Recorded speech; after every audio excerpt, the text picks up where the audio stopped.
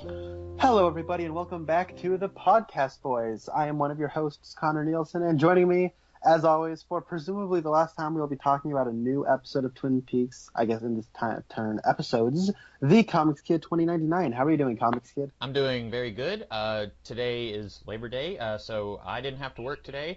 That's kind of cool. I had an especially extra long weekend because I took some days off work for my birthday last week. So it's been a nice leisure weekend for me, like 4 or 5 days of just, taking it easy. So it's been good. Well, happy birthday. What day is your birthday on? September 1st, so it was Friday. Oh, that's awesome. My Yep. birthday's August 29th. I didn't realize they were that close. Oh, I did not know. I did not know your birthday was that close either. Huh. Cool. That's crazy. Okay. Yeah. So I guess we've crossed the Great Divide, to reference the song that plays as our bumper music. We have made it on the other side. So, Comics Kid, why don't you tell us the plot synopsis of parts 17 and 18 of Twin Peaks: The Return? Okay, so Gordon Cole is talking to Albert and the other lady whose name I can never remember, the one who was recently inducted into the Blue Rose case system. He says that Major Briggs discovered this ancient evil entity called, like, Chowday or something like that, and that entity is also known as Judy, and this is what caused Philip Jeffries and Major Briggs to disappear. And meanwhile, Cole, Albert, and the other girl, they find out that Dougie is Cooper. The eyeless girl, she's in jail making noises. You've also got Chad, that one really creepy guy in there, and then James and British Iron Fist, they're all in jail. Evil Cooper, he goes into the land of Eraserhead and then teleports into Twin Peaks, Washington. And then he meets up with Andy and Frank Truman, and he is talking to Frank Truman, and then Frank gets a call from the real Cooper. Meanwhile, Chad, he busts out a fake key, or a key in his false heel in his shoe, which, if he's had that for like 4 episodes, I don't know why he wouldn't have escaped before now, but he gets a gun, and he is about to shoot Andy, and then British Iron Fist stops him from shooting Andy. Lucy, she shoots Evil Cooper. The lumberjacks that are covered in soot, they give the rub down to Evil Cooper's body, and then a ball with Frank Silva's face comes out, and Evil Cooper, British Iron Fist punches the ball a little bit. It starts flying around the room. He finally breaks the ball. Cooper puts the ring on Evil Coop's body. The eyeless girl, she becomes Diane, and then Cole and Cooper are teleported to the Great Northern. Then Cooper meets the Teapot, also known as Philip Jeffries. Then he sees James and Laura's last moments together. Cooper seemingly alters the past so that Laura doesn't die, or maybe he didn't do that. We don't know. Sarah Palmer stabs a picture of Laura in the present day. And that's the end of part 17. So then part 18, new Dougie is cloned up in the Red Room. Remember last week, Cooper told the one-armed man, I need you to make another one. And just as Connor predicted, he was specifically created to be a husband/father for Janie and Sonny Jim. And that's a nice, sweet little send-off to those characters. Cooper meets the Arm, and then he meets up with Leland. Leland tells Cooper to find Laura. Cooper meets Diane again. They drive 430 miles into the desert. Then they go to a hotel. They make love. But when Cooper wakes up, Diane is gone, and he finds a letter from Linda to Richard. Cooper goes to a restaurant called Judy's. He shoots some rednecks, and then he gets the address of a waitress who works there. It turns out the waitress is Laura Palmer, or at least she has the body of Laura Palmer. She doesn't seem to know who Cooper is or who Laura Palmer is. She has a dead guy in her house, and she says ordinarily she wouldn't do this, but she decides to go with Cooper, who wants to take her to Sarah Palmer. So she just wants to get out of Odessa, and so they go to Twin Peaks. They go to Sarah Palmer's house. Sarah Palmer doesn't live there. In a callback to season 2, a lady named Tremont lives there and has no idea who Sarah Palmer is. Cooper acts confused. Laura screams. Cue credits. That is the end of the series. It is. All right, so Connor, what did you think of these episodes? So I got a lot of feelings. Mm-hmm. Some of them are mixed. And it ultimately comes down to this.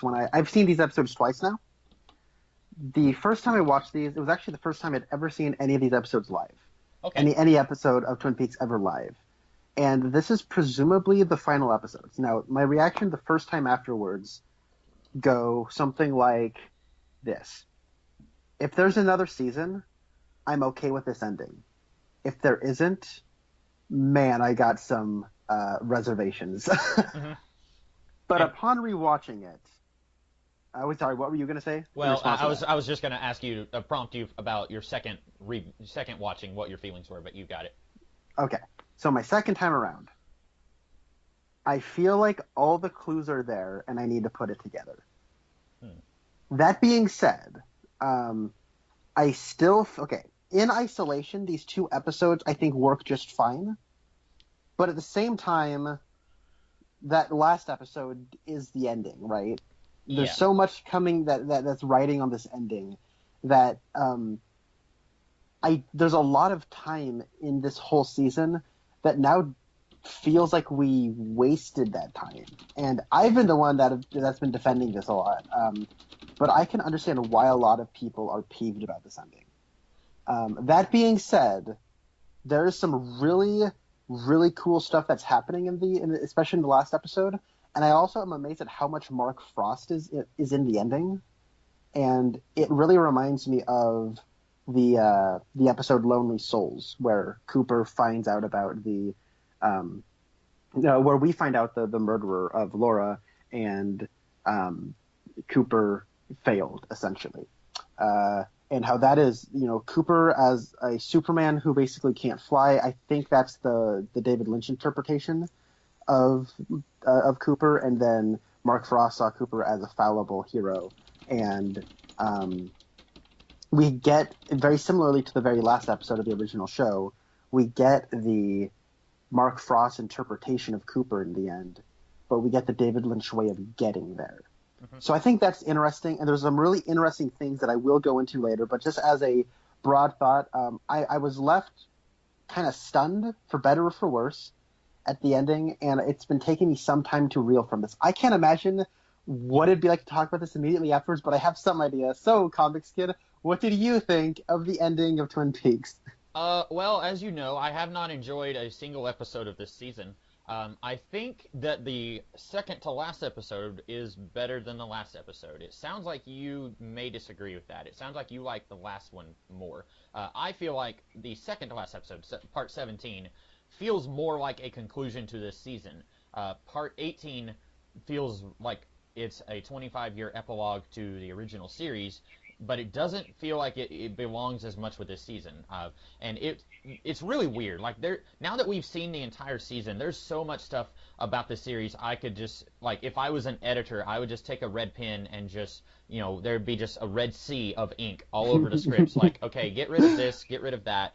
This doesn't make any sense. You need to make this more clear. And then David Lynch would tell me to go screw myself because I'm not David Lynch and I don't have a vision like he does. But there's just so much about this that like, and you and I talked about this a little bit last week, where we're talking about efficiency in storytelling. Like, if you have 18 hours of story, then it needs to be tight. It needs to all be, it needs to flow into what comes next. I feel like there's so much of this season that doesn't have anything to do with anything. We talked about Richard Horn a little bit last week. I think you could pretty easily remove Richard from the entire series, and it wouldn't really change the plot of this season. It wouldn't change the ending. I think if you can do that, that makes for a not great story. At least narratively speaking, I think that it makes for a fairly weak story when you can take something out, especially a subplot that was going on as long as it was, take that out, and it doesn't affect whatever's going on in the rest of the series. And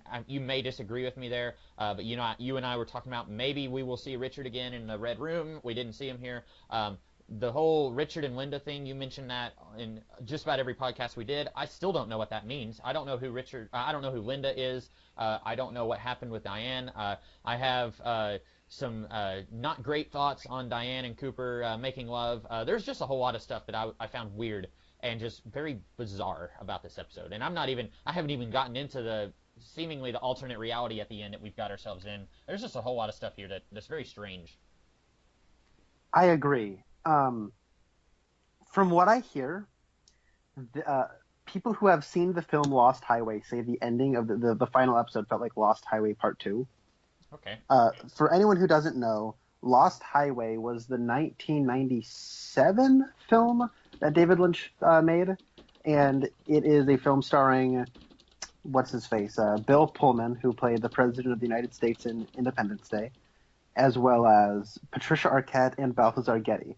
Balthazar Getty played Red, who was another character I think ultimately could have been cut from this whole season, which is a shame because he has one of my favorite scenes in Part 6, but we haven't seen him since like Part 13?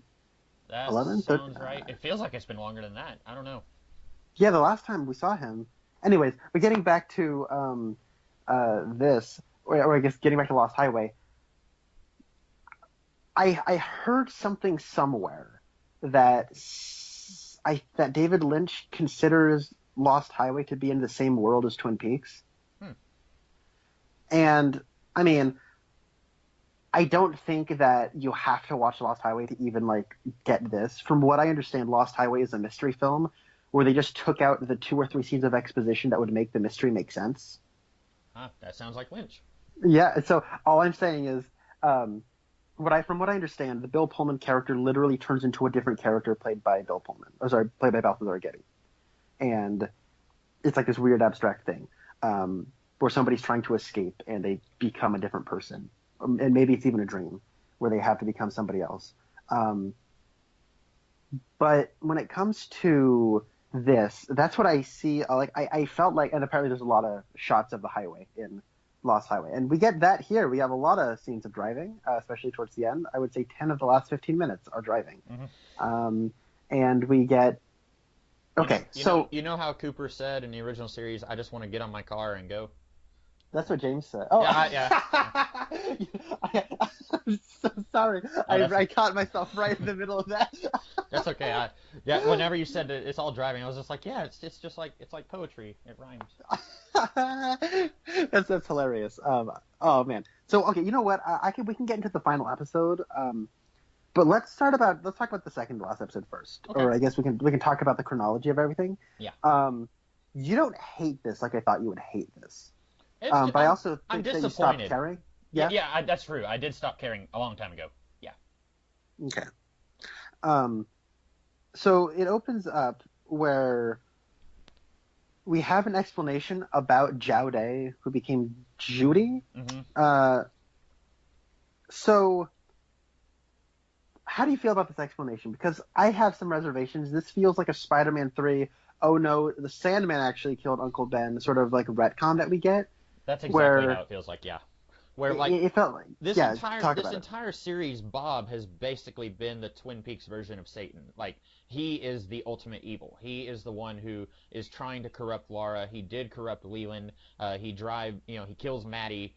He eventually possesses Dale Cooper. He is the ultimate threat of this series, and he's been there a little bit in this series. If you look at Evil Cooper, or Doppel Cooper as Connor has been calling him, if you look at that character as Bob possessing the form of Dale Cooper, then you've got Bob in this series. He's still very much a presence to be felt.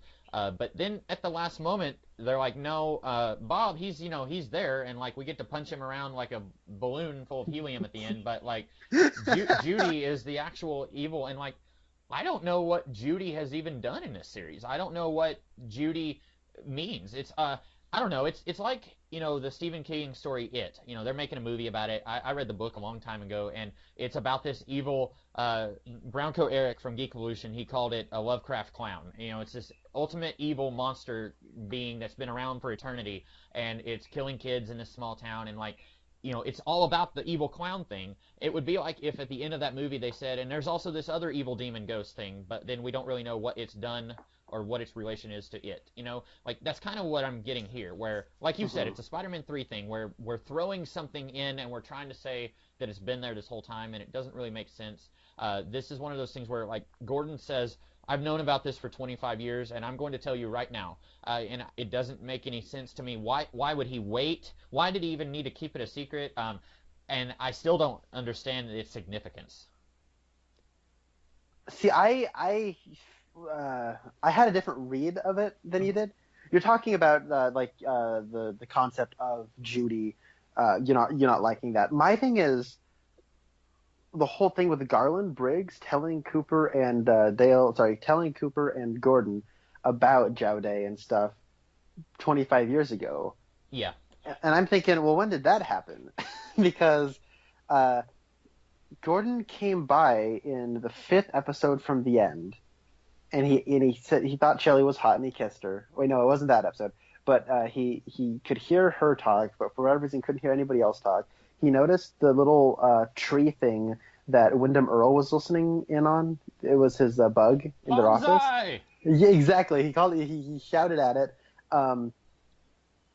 We never. I don't think we ever saw Major Briggs in a same scene with him. I don't think we did. You're right. And then 4 episodes from the end, he leaves. He kisses Shelley and then he leaves, and that's the last we ever see of Gordon Cole from the original series. And then 3 episodes from the end, that's when we have the world's greatest kidnapping scene with Wyndham Earl and Major Briggs. I'm just trying to think of when it all could have happened. When could Major Briggs have got Gordon Cole and Dale Cooper in the same room to give him this explanation in the midst of all the stuff that was happening between the Miss Twin Peaks pageant, Wyndham Earl's chess game, what on earth was happening? Like, I don't get where the time was, and that's where I'm coming from. Like, it's a Spider-Man retcon, Spider-Man 3 retcon of, oh no, it was Minfield, his uncle Ben. So that's where I'm coming from. My whole read on Judy is that. So do you remember in part 3 when evil Coop is when good Coop is going through that weird pink place, and then he sees the woman with her eyes shut, who's later revealed to be Diane, and he sees Ronette Pulaski, and there's that banging, and then I think Ronette Pulaski says something to the effect of, "My mother's coming, she'll hear you," or something, and then there's the banging on the door. Then we also have in part 1 that weird figure that appears that kills the 2 people having sex, and then we have in part 8 what I'm assuming is that same thing that barfs out a bunch of eggs and a Bob sphere. Remember that? Yeah, the black and white episode. Yeah, and then that thing that barfs out Bob and all those eggs, it has like horns, rather small horns, but it has these weird horns. And I think that what's his name in part 2, when Evil Cooper pulls out that playing card, he says, "I'm looking for this. Do you know what this is?" I thought it looked like an owl, but it could also look like a black head with 2 horns sticking out of it that are kind of going downward, like I don't know.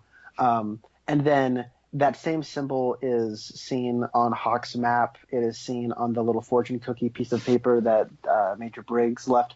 I think this weird mother type person, that's Judy. I think that it is this thing that kind of gave birth to Bob. My whole thinking was, I didn't see Bob as the Twin Peaks universe version of Satan. I saw the arm as that.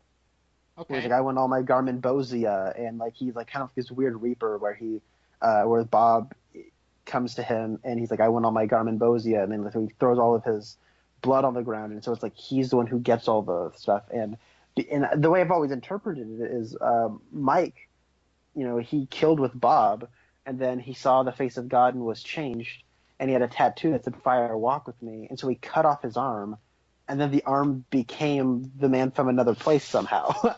That's always been my read on that.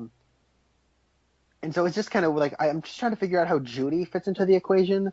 If it's like, I don't know, like this, it's more of like an entity or a force or something that exists outside of our plane of existence, where it okay, so you know how there's that whole thing of like, there's in theology, there's you'll have free will, but there's also a plan that God has. Yeah.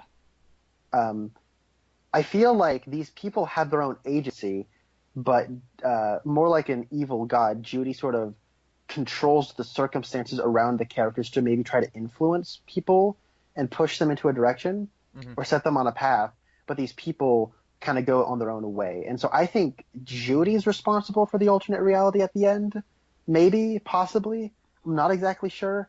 I don't know. I feel like it's this weird evil force that exists out. I'm trying to think of it as like the map of the multiverse from DC Comics, where this person exists like a monitor, so to speak, as opposed to like Darkseid, who is inside the multiverse. So I don't know. That's just the best way I can try to articulate it.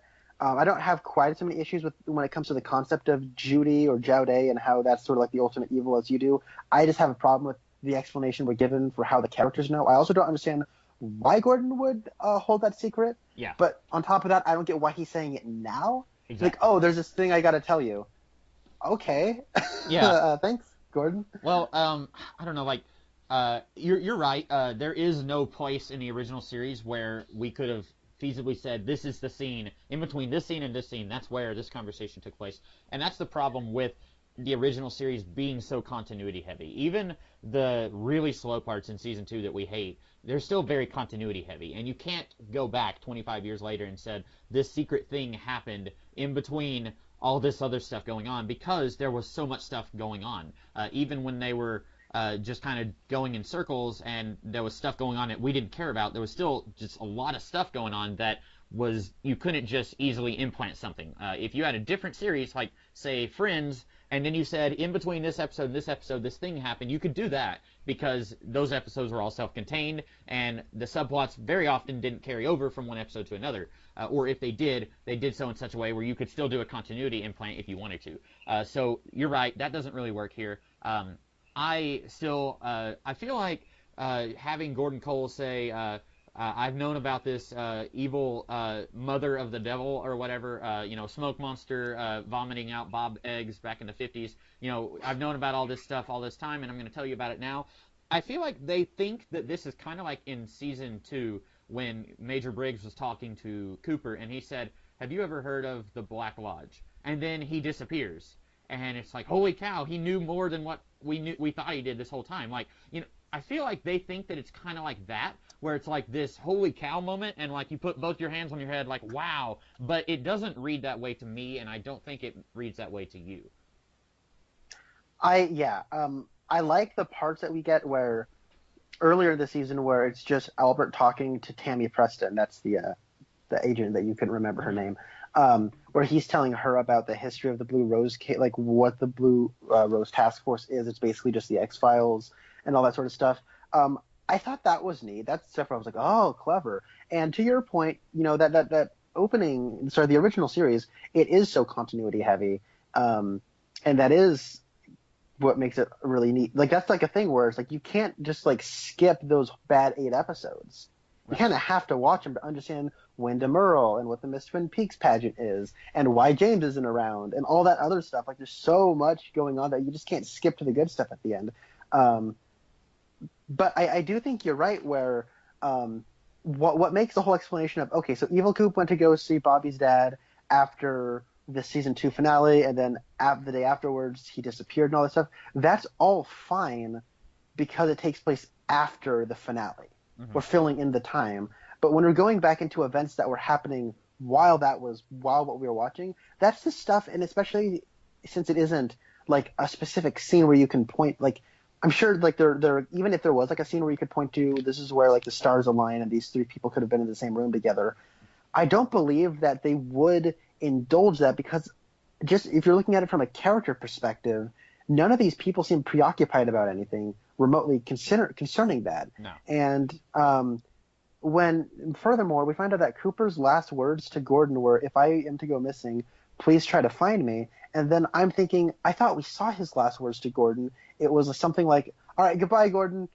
Yeah. And then he left the double R, and then after kissing Shelley. Well, I don't. See, you have to read between the words. When he was saying, "See you later, boss," what he was actually saying with his eyes was, "If I go missing, do everything in your power to find me." Yeah. That's great.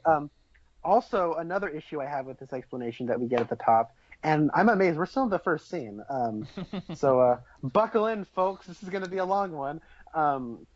The other issue I have with this is that we find out that Philip Jeffries went looking for Jowday, or I'll just say Judy, went looking for Judy, and doesn't really exist anymore. I found that was a humorous line where like, and he doesn't exactly exist anymore, and you could almost like see in his face, he's like, at least I don't think he does. Right. Maybe, I don't know. I thought that was fine, but my thinking is, okay, but if you found out about Judy in Twin Peaks Fire Walk with Me, which takes place a full year before the original series, at least that prologue does, that's where we see Philip Jeffries for the first time. He says, "We're not going to talk about Judy. In fact, we're not going to talk about Judy at all." Mm-hmm. He says that in that scene, Gordon says, "You've been gone in near 2 years." So he's been gone for a long time. Yeah. So he disappeared 3 years before the stuff happening in Twin Peaks happened, and now we're being told that they didn't find out about Judy. Gordon and Cooper didn't find out about Judy until sometime during the ending of the original series, and he's been holding off on this until now.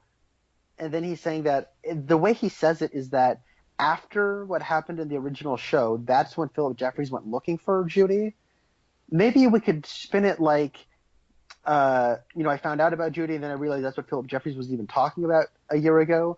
But it doesn't read like that. It reads like I sent Philip Jeffries to go find Judy after Cooper went missing and after we found out about it from Major Briggs. So that's just a weird, I don't know. It's the way it's presented throws a lot of question marks at me with how they're telling me Philip Jeffries is involved versus how we're shown Philip Jeffries is involved. Yeah. Because it makes sense if it's like, oh, we found out about Judy, and then I realized that's what Philip Jeffries was even talking about when we saw him a year ago. Mm-hmm. But they don't explain it like that, and it just, I feel like that's how they would explain it. Yeah, it doesn't make sense. Like, especially, I didn't even think about that with Philip Jeffries being missing in between Fire Walk with Me and the series. So, like, and he's been missing for 2 years before Fire Walk with Me. Like, there's a whole lot about it that doesn't make sense. Right. There's like a weird time displacement thing, though, that I think they kind of get away with a little bit on, but I think just chalking this all up to time displacement, I don't buy that. Yeah. But outside of this whole thing, what else happens in this opening scene regarding? Well. Oh yeah, we get the phone call. Phone call. I did like the line where he says that makes two of us, because Dougie's boss said I'm his boss, and then he said that makes two of us. I thought that was great. Regardless of how I felt about the rest of this episode, I thought that was a funny line. I really like the fellow who plays Dougie's boss. Mm-hmm. I thought he's kind of been a standout. He's been a pretty solid actor.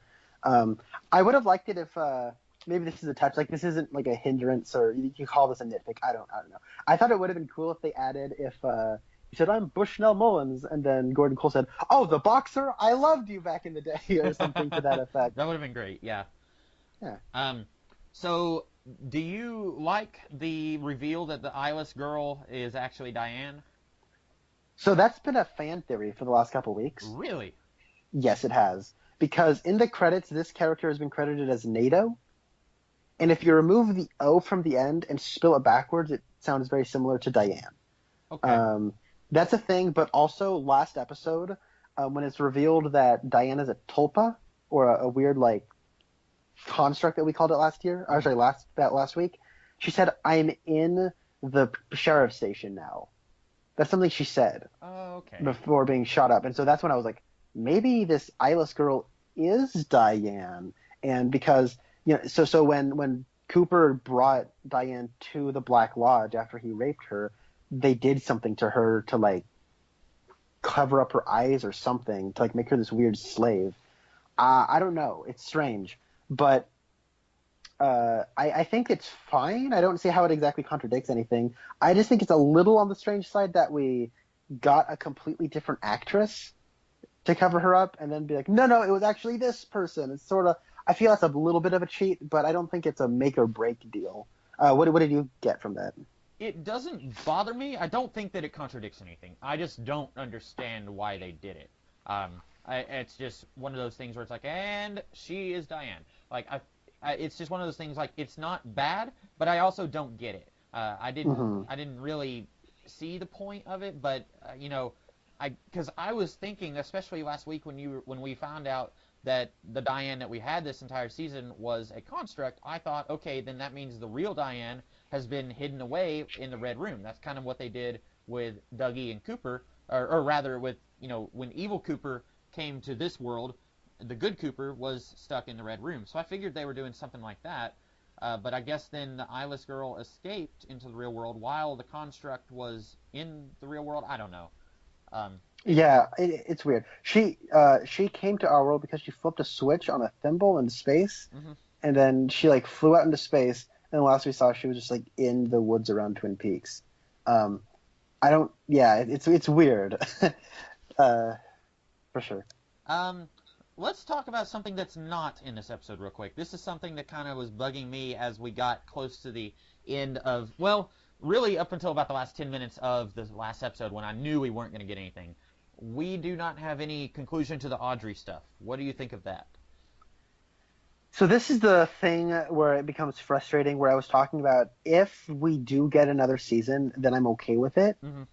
But if this is the ending, then it is frustrating because all the stuff with Billy, all the stuff with like this Billy, Tina, Chuck, Charlie, Audrey drama. Now this character is the daughter of Tina, and they saw Billy who was bleeding from the nose and mouth one day. Like all that stuff, like it doesn't mean anything, and it's one of those things where I was kind of going along with it for a while because it felt like classic Lynch, where they're just berating you with so much information, you get numb to it, and you start to space out a little bit, and you'll think, okay, I'll figure it out eventually.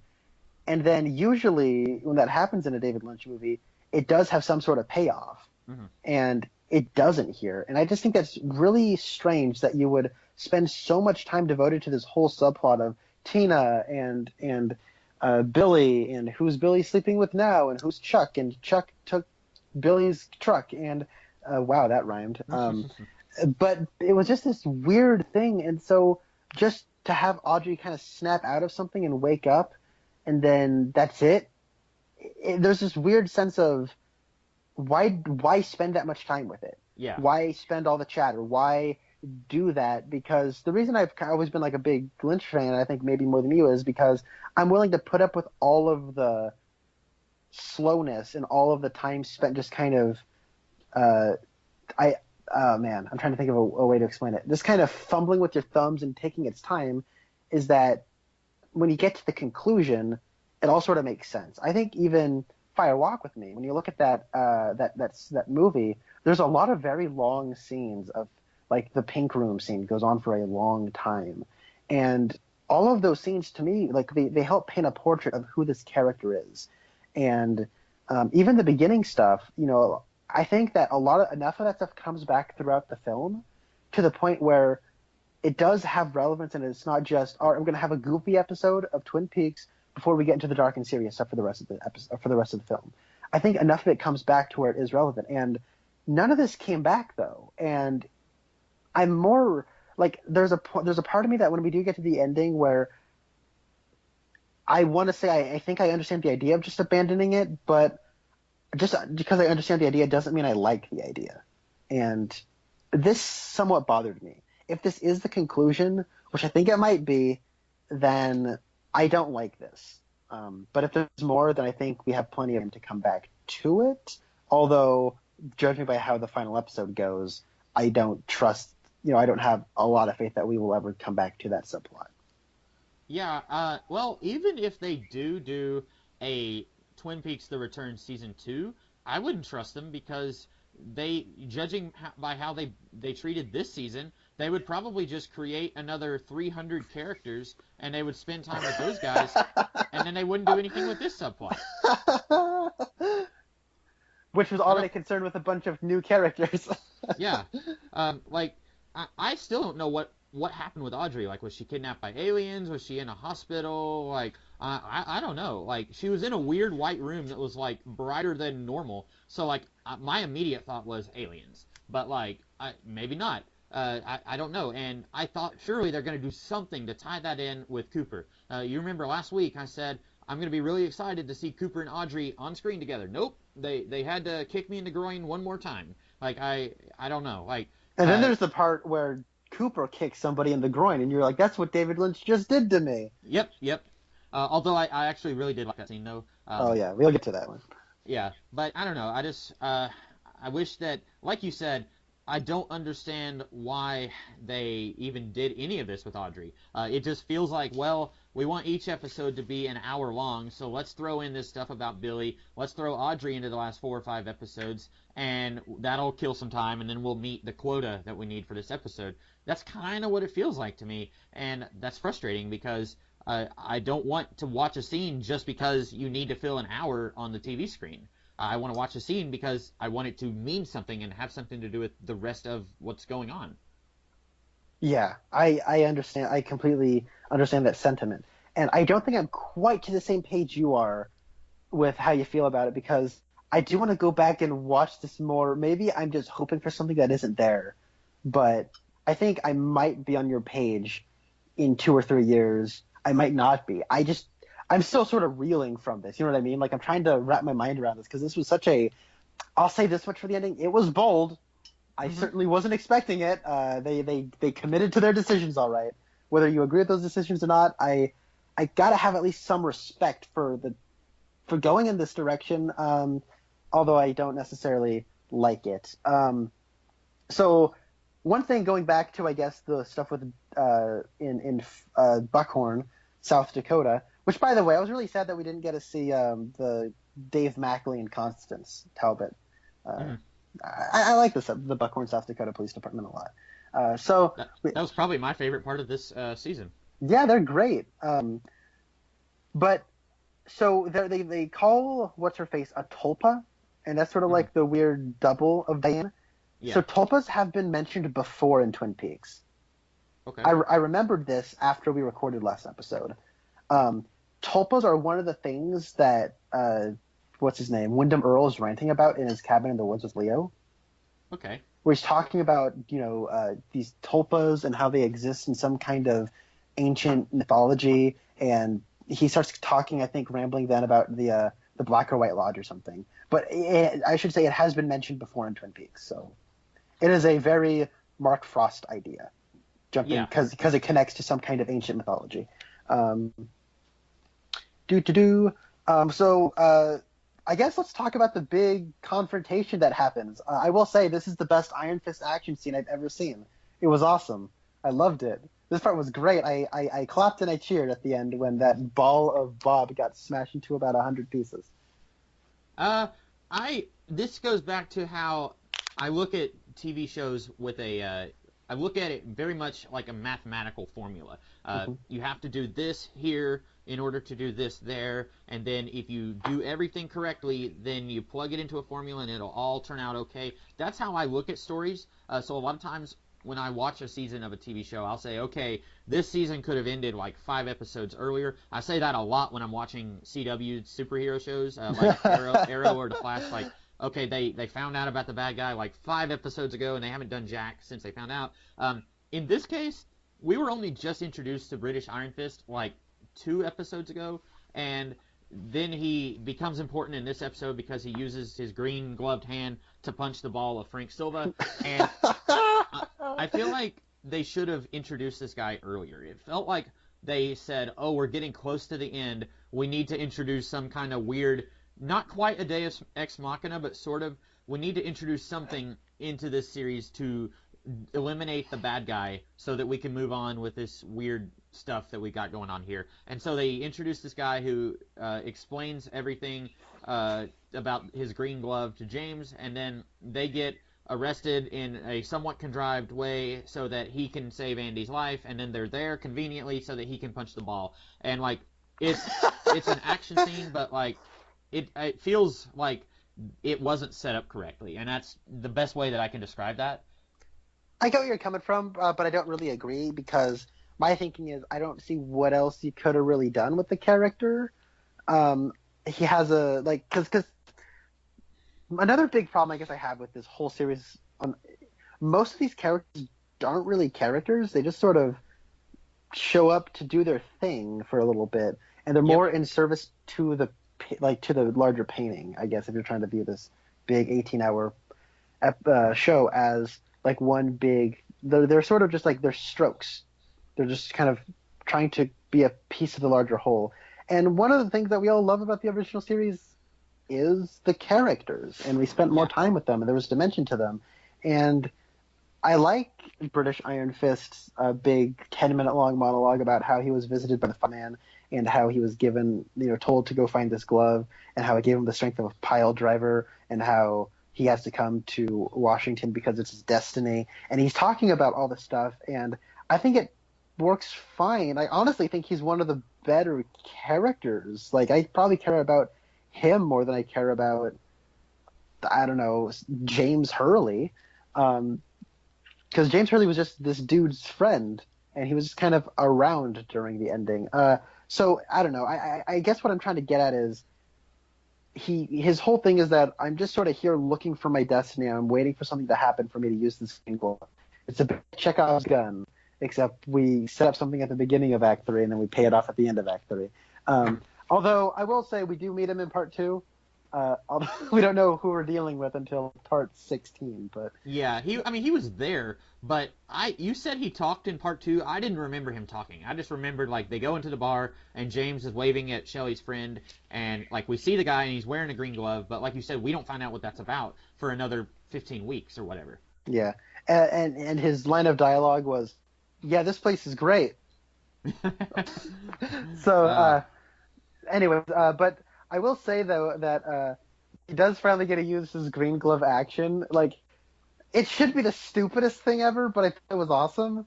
When that whole sequence where it's cutting back and forth between what's happening in the holding cells versus what's happening with, not Shelley, with Lucy on the phones versus what's happening with Frank Truman as he's talking with Evil Coop. Like, it's this really cool, like, jumping back and forth between the two of them, or between these different subplots. And I think I found it to be actually a rather intense scene.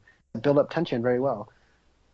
Yeah, I think that close to that scene when Evil Cooper is talking to Frank and Andy says, "Would you like some coffee?" and he says, "No thanks, I'm all right here." Like, he does that deep voice thing. Mm-hmm. Like, that scene was probably the most tense scene in this entire season because I was really expecting him to kill somebody. I was expecting fans to just, like, riot, like he would shoot Andy or Lucy and it would just be like, lynch, you monster! But it wasn't like that. But for a second, I thought that was going to happen. So I thought that was really tense there. Yeah. So let's talk about that. I guess this final episode, I feel like I'm coming off as more negative on this episode, on these but I really feel like. But I do think there are some problems here and I feel like this is more indicative of the entire season that I'm now really only talking about now because it is over, and I can now talk about it as a whole. But just a problem I have is, they really only got Robert Forster because they couldn't get Michael Ontkean. Yep, I've been thinking that for a little while. And I honestly think you didn't even have to make him be Harry Truman's brother. He could have. There's two things. I was thinking about this last week, actually. There are two things that you could have done. One, you could bring in Robert Forster and say, "Hey, this is Sheriff Jones. He's a completely brand new sheriff." Or don't bring in Robert Forster and just have Hawk be the sheriff. Because I feel like Hawk does just as much, if not more, than what Sheriff Truman does in this season. So I think you could just have Hawk be the sheriff or the acting sheriff, and you could just have him do exactly what Frank does in this season and say, "Oh, Harry's sick right now, so I'm temporarily the sheriff." Like you said, yeah, you didn't really need Robert Forster's character here. Or you could have done a whole thing where you just recast him and say, "All right, I'm Sheriff Harry S. Truman now." Yeah, that may not have worked as well because he would be a different kind of character. I don't think it'd be weird for the fans and it would be weird for him because if you recast the character, then the fans are expecting the character to have some consistency with how he was portrayed originally. But Robert Forster doesn't want to just copy Michael Ontkean. He wants to do his own thing, and rightly so. So it would be weird, but yeah, they could have even done that. I would have been okay with that too. Probably. Yeah, that would have been my least favorite choice, but I would have been okay with that over what they did, I think. Yeah, and the reason I was kind of thinking that, okay, maybe this choice is justified, right? Maybe it is okay that we don't get any more. Maybe it's okay that we do have a different Truman. And I was saying that because he's on the phone so much with Harry in those early episodes. That just sort of goes away after Part 9, I want to say. Yeah. And then he mostly sort of leaves until he becomes less important, it seems. But there is a line that does feel like something that's read a very similar way to how I feel Michael Ontkean would deliver it. Mm-hmm. It's when Hawk says, "But that's Agent Cooper," and he says, "No, it's not." I can imagine Michael Onkin going, "No, it's not." He just in a very similar way. I don't know. That was just a thing I had written down. But I do think it is strange that we didn't just have. I don't know. It's weird. I feel like if Michael Onkin was still acting, this whole thing wouldn't have even happened. And it is even weirder when we get to the end and what's his name? Dale Cooper just says, "Send my regards to Harry. All right, deuces, everybody. Bye." Uh-huh. That just I mean, it's nice that he took the time. He's like, "Hey, look it. Harry was my friend. I gotta say, send him my regards, but I do have this very important thing I do have to get to." But it is just one of those things that sticks out where it's like, oh, you wouldn't be saying "send my regards" if Michael Onkin wasn't retired. It really reads that way. Mm-hmm. And especially, it's weird when he's like, "I gotta go right now. Gordon, Diane, come with me." Why do you have to go right now, Cooper? Like, take a break. Like, these are people you haven't seen for a quarter of a century. Like, tell Bobby that his father would be very proud of him. Tell Andy, like, "Hey, you guys, didn't you have a kid? Like, what's that about? Like, Right. he turned into Michael Cera? No, never mind. Like, doing a Marlon like Brando impression. Yeah. Yeah, and I mean, I for one am not I don't particularly like the big fanboyisms or fan service things. I always find those generally condescending. But there are things in here that I was kind of like. I mean, I kind of like them a little bit, right? I mean, I was for one was kind of happy we didn't have a big Michael Bay shot of Audrey Horne getting out of a car, but I mean, them passing by the Twin Peaks sign, like you can just have it sit there while the car rolls on past it, and that would have been the fan service thing to do, right? As it is, It just sort of goes, "Oh, hey, look, it's the sign. All right, now back," and it's like, "Oh, okay." Yeah. So I don't know if I have anything else to say about the first part 17. Well, I guess we've still got a few more scenes. So Cooper meets Philip Jeffries, who is in the form of a teacup. Cooper seems to take it very well. If someone that I worked with 25 years ago had turned into a teacup, I'd have some questions. He does. I don't think he's turned into a teacup. All right? I think the dialogue we get here very much confirms he is inside of a teacup. Okay.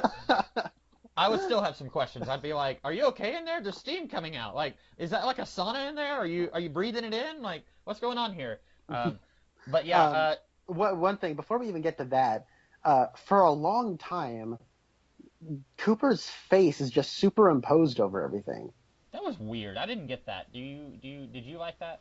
I think it's weird. I agree with you. He has a line where he says, "We live inside a dream." Mm-hmm. That's the exact same line that Philip Jeffries had in Fire Walk with Me, where he says, "We live inside a dream," and then when it's during the big weird convenience store scene.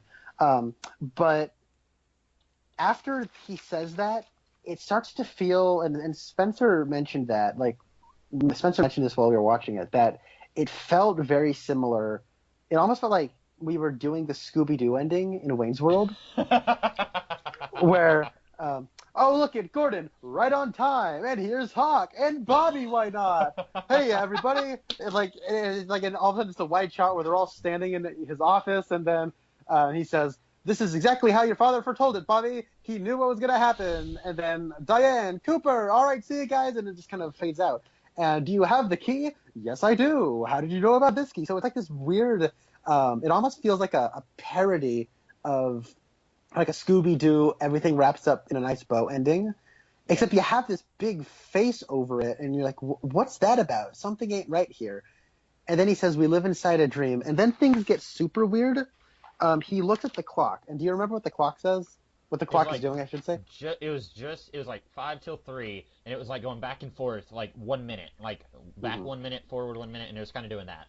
All right, so earlier in this episode, on the note that Dougie Cooper had left for Gordon, he says that it is now 2:53, which adds up to 10. 10 is the number of completion. So I'm going to take a big "I told you so," and so I said there was a progression of numbers, and I was right.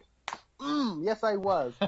So I'm just gonna relish in that a little bit. That feels good. Also, in part 3, I want to say, or part 2, one of the things the arm says to Cooper while they're still in the Red Room, I guess this would be part 2, is he says 253 time and time again. And 253 is the exact moment that Evil Coop resists getting sucked back into the lodge. It's the moment that Dougie gets sucked into the lodge and our Cooper comes back in through the electrical socket. It's all at 253. And also happening at 253 is what the clock is at. It's stuck at 253 and it won't move past that minute, right? Mm-hmm. At the end here. Okay, so also something of note to notice, because we've had that telephone pole that reads number 6. There's Lucky 7 insurance. James Hurley is in cell number 8.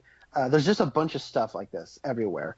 And one thing to note that is the numbers never dip below 5. The weird drunk who's like bleeding from his mouth, he's in cell number 5. I can't remember what cell that the ice stitched up Diane is in. I don't think we ever see it, but the ones that we do see is Chad is in cell number 10 as well. Cell number 10. Anyways, but the 10 is the number of completion, right? Yeah. And so in this moment, like everything that I guess the story of this season was kind of leading up to, it ends, right? All right, we got Evil Coop. We defeated him. Cooper's back. Evil Cooper's dead. Bob has been shattered into 1,000 pieces. And I got the key. And you know what I mean? Like we've come to that moment of completion at 253. And then things start to devolve.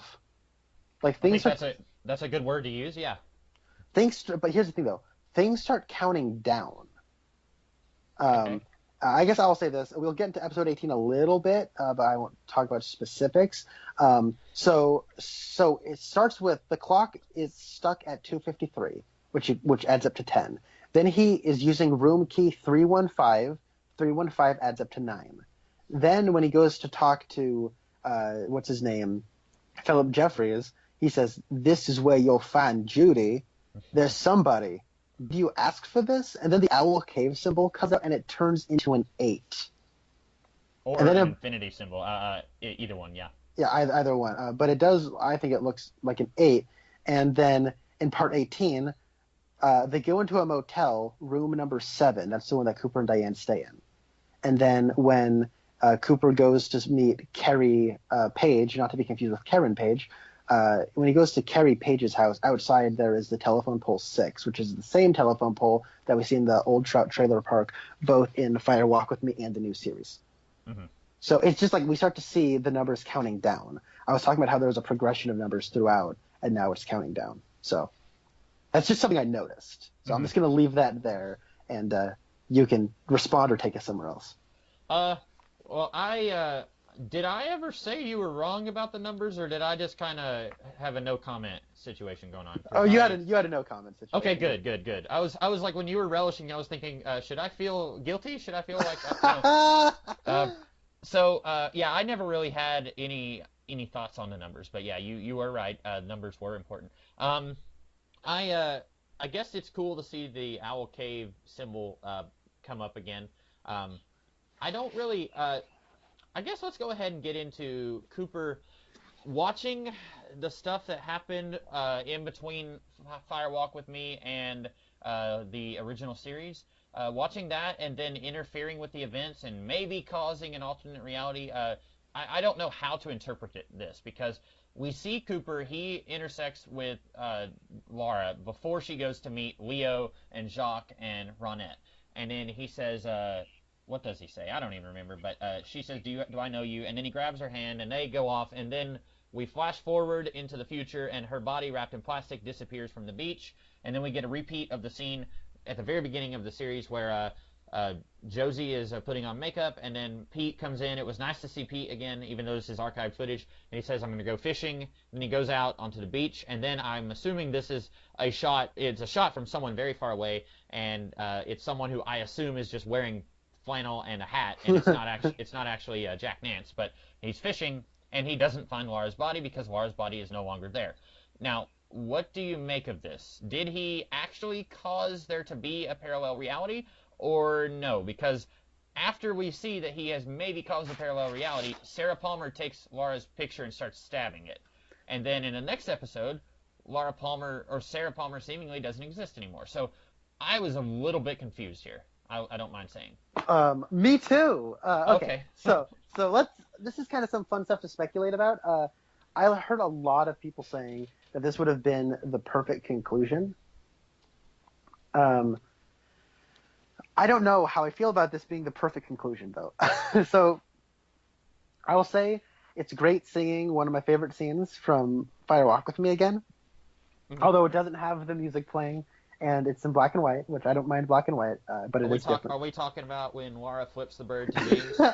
What about this, James? We could just have that on a 10-hour loop, and I think everyone would be happy. No, it's really funny. I saw something going around where there's a thing in the film community where it's like one perfect shot, where you can basically capture an entire film in one perfect image, and it'll say the name of the film and whoever the cinematographer was. And somebody took that image from Fire Walk with Me and said, one perfect image, Twin Peaks Fire Walk with Me, and just the middle finger at his face. And James represents the fans? No, did I take it too far? What about this, fans? Okay. I mostly kid. Mostly, I kid. Oh, that's funny. I love the part. I think the line that scene has always stuck with me in is the part where she says, "Your Laura's gone. It's just me now." Mm-hmm. And the way Sheryl Lee is such a good actress, especially in that movie, she was incredible. And there's that weird part where she like looks out into the distance and just starts screaming, and it's like, wait, did she see Cooper? But now that I'm thinking about it, she wouldn't have, right? Because Cooper interferes with her and takes her away.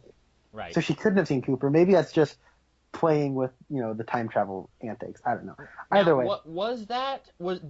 Did they add new footage to that scene with her and James? Because it's been a while since I've seen Fire Walk with Me, and I didn't remember her screaming like that. Like when you said you thought she maybe saw Cooper, I didn't remember that. Oh, she does. Okay. But then like there's other stuff here that is very clearly new footage, and I don't know how they did that because it looks seamless. Like the new footage where she's talking to Dale Cooper, she looks as old there as she did in the scene where she's talking to James. That was really well done. That was impressive. That was one thing where I was watching it and I was thinking, okay, so they didn't get Sheryl Lee. They probably got a lookalike. Mm-hmm. And then she steps like 4 or 5 steps closer to the camera. And then I thought, wait, that's Sheryl Lee. Looks too good. Like, I don't know how they did it. Part of me doesn't even want to know how they did it. Like, it's so impressive. I looked at the cast for the finale where we repeat some of that same footage, and usually they'll still credit whoever it was. And it only says Laura Palmer, Sheryl Lee. Wow. So I don't know if they just did some amazing makeup. I don't know if they shot these scenes 25 years ago. I doubt they did. I don't know if they used the Marvel de-aging effect, TM, trademark, copyright. But whatever they did, it's incredible. And I love the idea of having Cooper trying to be the one to save her and going back there. Because you would talk about how what I'll say is I like the idea of him going back to save her and I guess failing. I don't know. It's weird to explain. So you are right. Like it's almost like he starts erasing her murder from history. Yeah. But that doesn't change the fact that Leland Palmer is still her father. Mm-hmm. That doesn't change that. I don't like. He removes her from the immediate circumstances, which eventually leads to her death. But does that really change her life? I don't know. And so it shouldn't. Like you and I talked about how like her death was arguably the happiest thing that happened to her. When we were talking about Fire Walk with Me, because like she's finally got a release from all of the terrible stuff she has to go through in life, and so you have to wonder if Cooper trying to air quotes save her here, if that's really a kindness, if he's doing something worse. Just from not even a time travel ethics question, like Marty McFly does this thing and then it changes history, like is he doing a good thing or is he screwing with forces he doesn't understand? Not even from that perspective, just from like taking Laura out of this equation where she dies like a few hours later, like is this really a good thing for her? I don't know. Yeah, and so I think what's great is that he still like he makes a decision that he believes is the right decision, and then it doesn't go his way. Mm-hmm. And but the thing is, I don't know if Laura just goes like she disappears, and then time somehow shifts, and instead of being there to save her, he's still just standing in the location he currently is. And Mm-hmm. so she just walks to meet up with Jacques and Leo and Ronette, and then goes to her death. I don't know if that happens. Um, I don't know what happens, but he's walking and taking her hand and guiding her, and then you hear that weird rattling, clicking noise, Mm-hmm. and then she's gone. Um, One thing to note about that rattling, clicking noise is in the very first scene of this season, the giant told Cooper, listen to the sounds. And then through the phonograph, you heard that.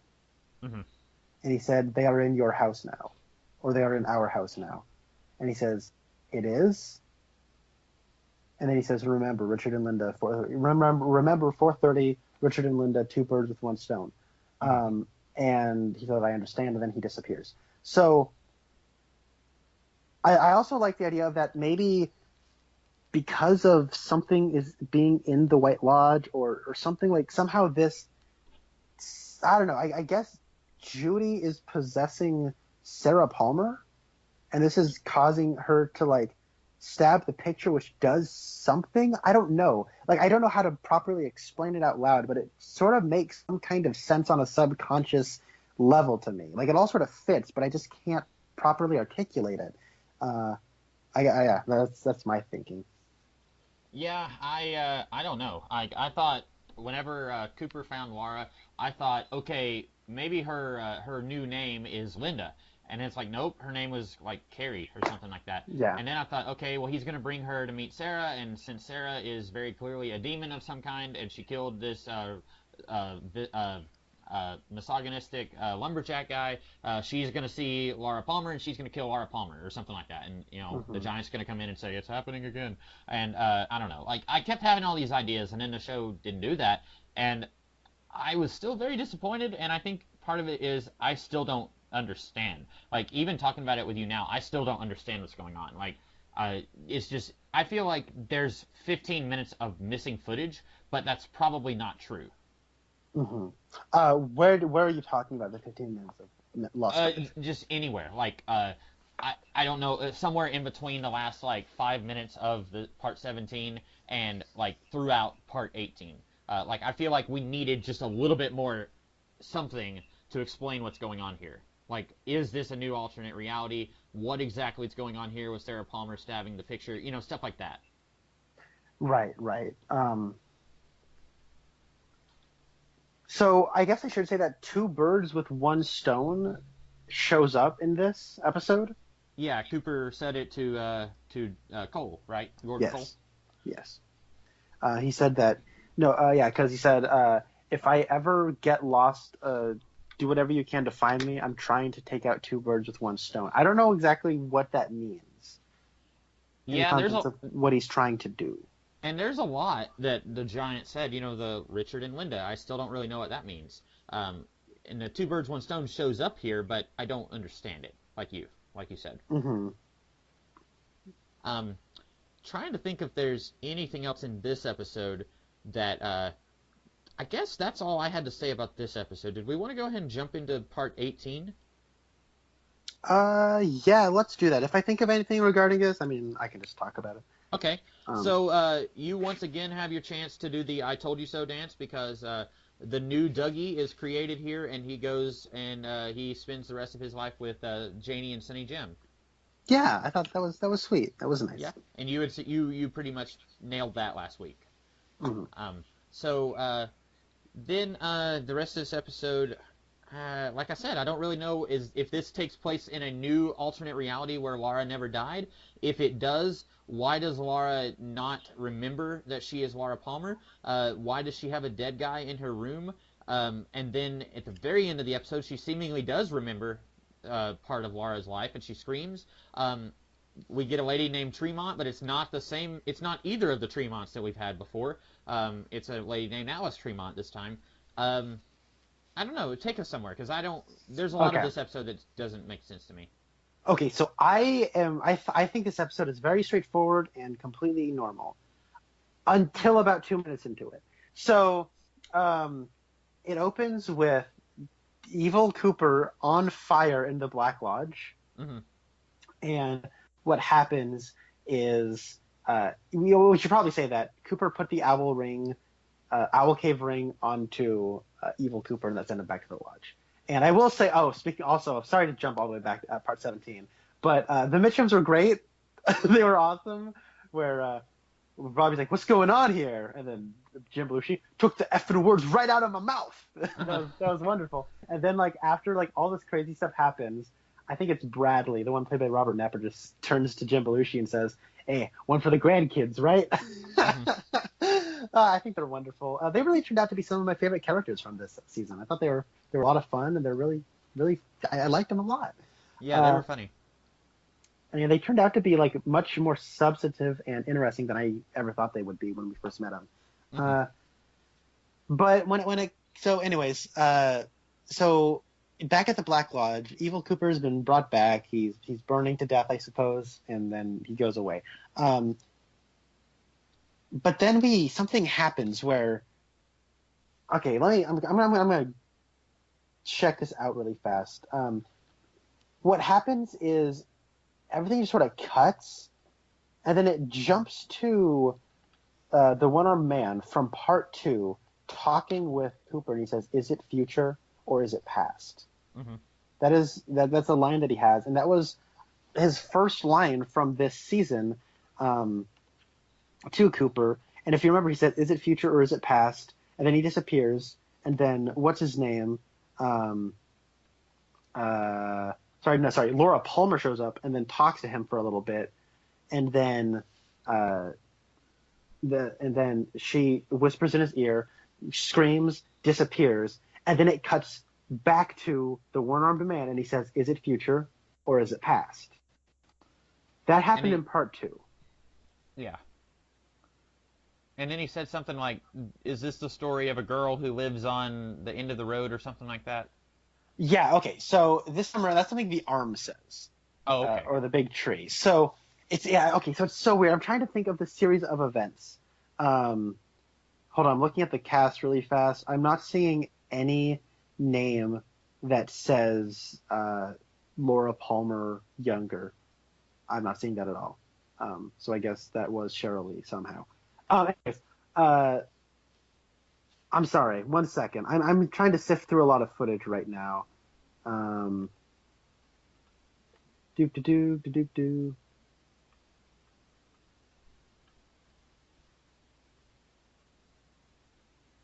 Okay, yeah. So we have Cooper on fire in the lodge, and one thing to note is that he does have his glazed over doppelganger eyes.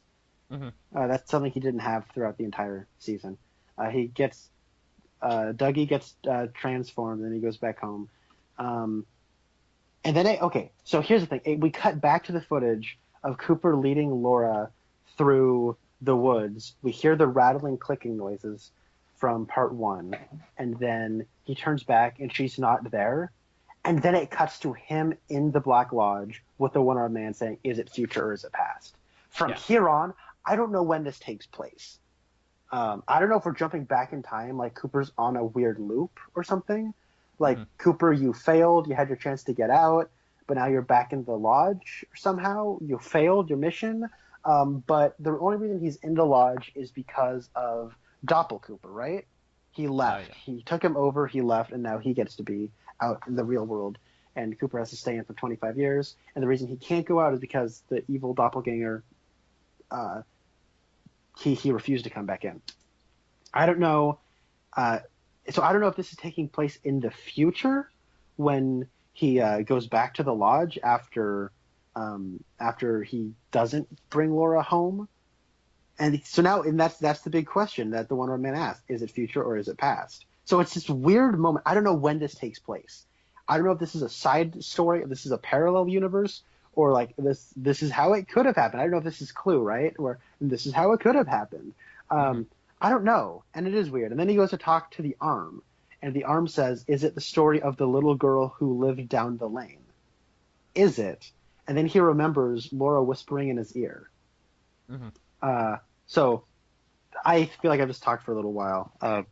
Do you have any way of talking about what? I mean, I guess this kind of goes hand in hand with what I said earlier when I said that the part 17 feels like a conclusion to the season, and part 18 feels like a weird epilogue to the original series, because this is Cooper, fighting for the soul of Laura Palmer, and that was very much what the original series was. Although Laura Palmer was dead, we got to see her struggling in flashback and in exposition. We got to see that she was a tortured soul, and Cooper was there trying to set things right, and that's what this episode is about, and that has not been what the previous 17 episodes were about. So that's why this episode feels almost tacked on to the rest of the season. And also, like, none of the elements from the previous 17 episodes are present here. Like, we don't get to see any of the characters.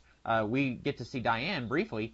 So I guess Diane has now been manifested in a parallel universe, maybe. Like, she leaves him after she and him do the nasty, and I guess she is going to come to a rude shock when she finds that George McFly was murdered sometime in the 70s, and Biff has a giant tower. Like, I don't know. Like, it's one of those things where, because we don't get to see, these strangers that we don't know in the Double R, and we don't get to see Ed and Norma, we don't get to see Dr. Jacoby or Jerry Horn or any of the stuff that's been slowly unfolding over the series, that to me almost feels like proof that this is a parallel universe, because we don't get to see, and like, they're in Twin Peaks, so very easily we could have had Cooper like, well, let's go over to the police department and see what's going on there. Maybe they'll have some answers. And then they go there, and it's like completely different characters working at the police department. Like, I don't know if that would have happened or not, but it's one of those things where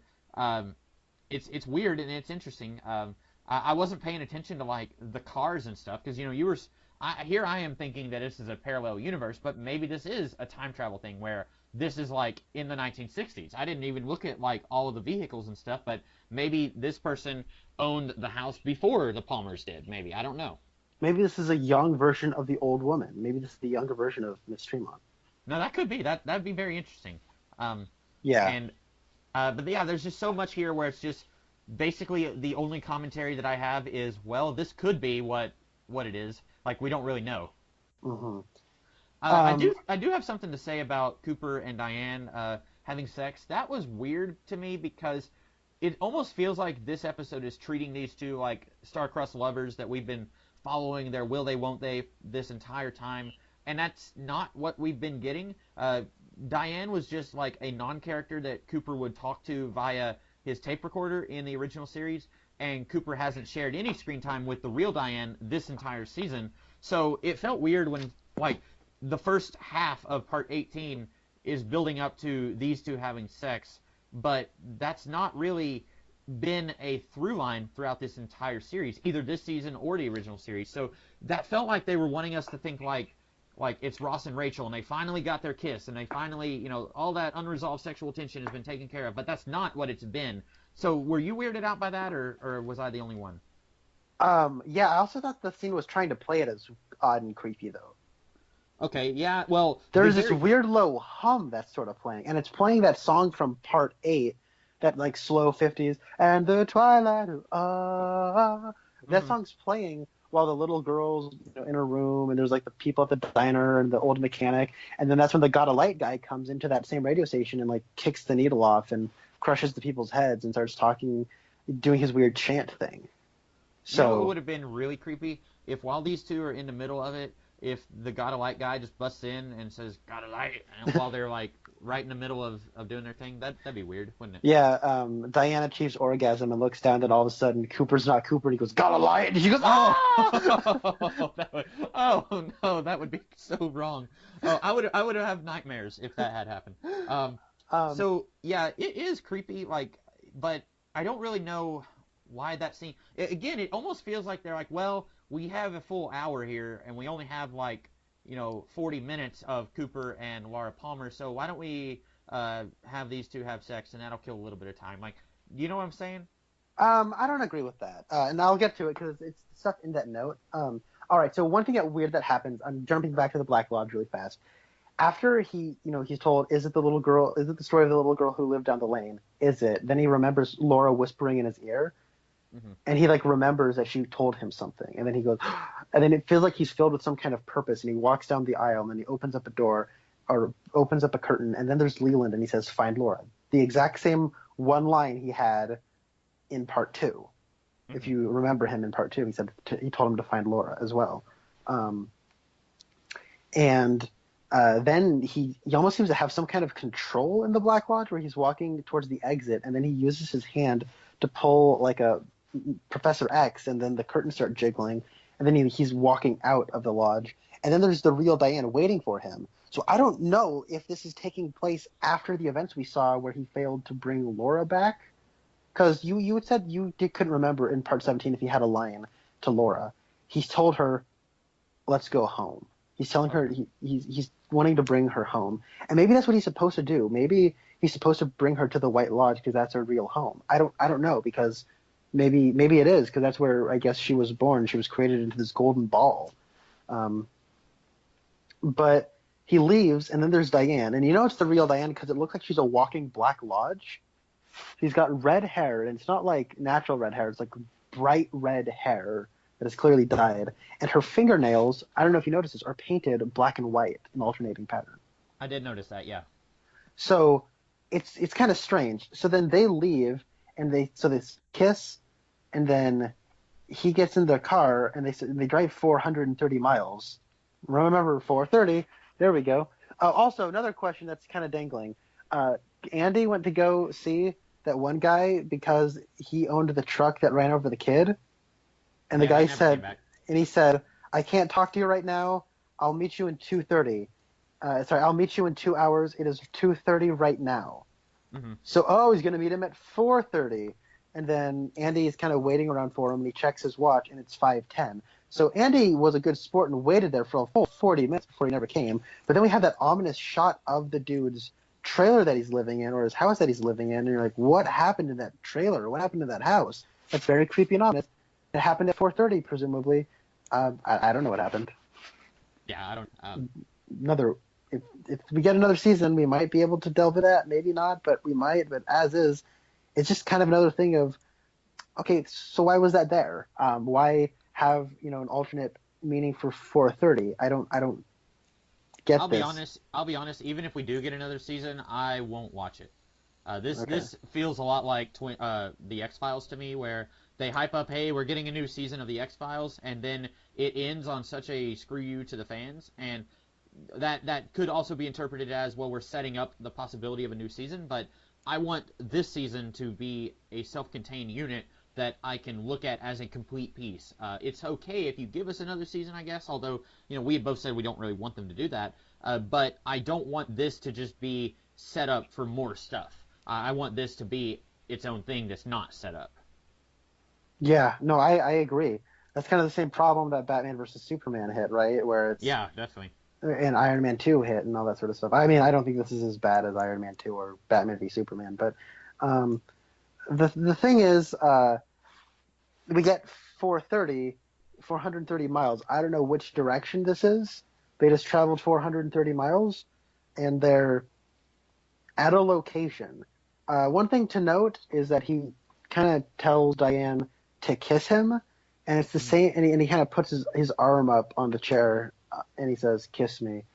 That's the exact same thing that what's her face, Becky's boyfriend, Steven, who is Shelley's daughter's husband, I guess. Yeah, Shelley's daughter's husband did the exact same thing, where he's like, "Kiss me," and it was really kind of creepy. But so I don't know if like these people are trying to mirror that couple. I think that's weird. Steven didn't even really amount to much. He was just kind of a jerk. So I don't really get what his whole purpose in this whole story was. But anyway, so they go to that place, and then he's like, "Yeah, but this is the place." So then they drive through it, and then they're in some place driving the same old blue truck, right? Yeah.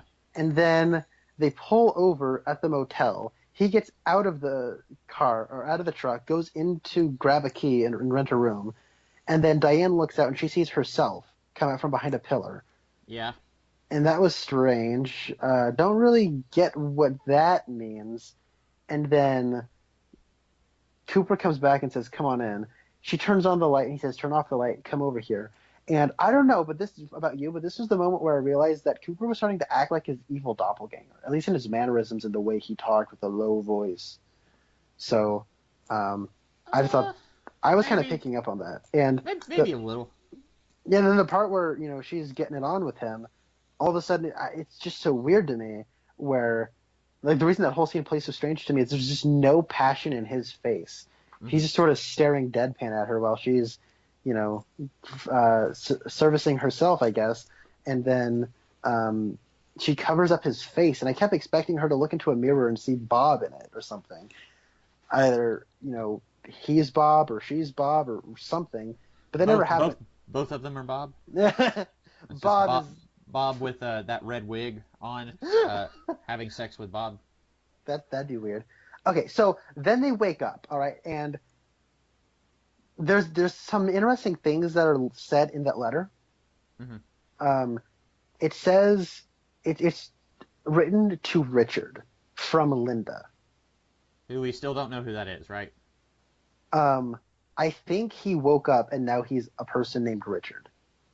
Okay. Or at least he's replacing somebody named Richard, and Diana's replaced somebody named Linda, or maybe she's just gone. Maybe she's disappeared.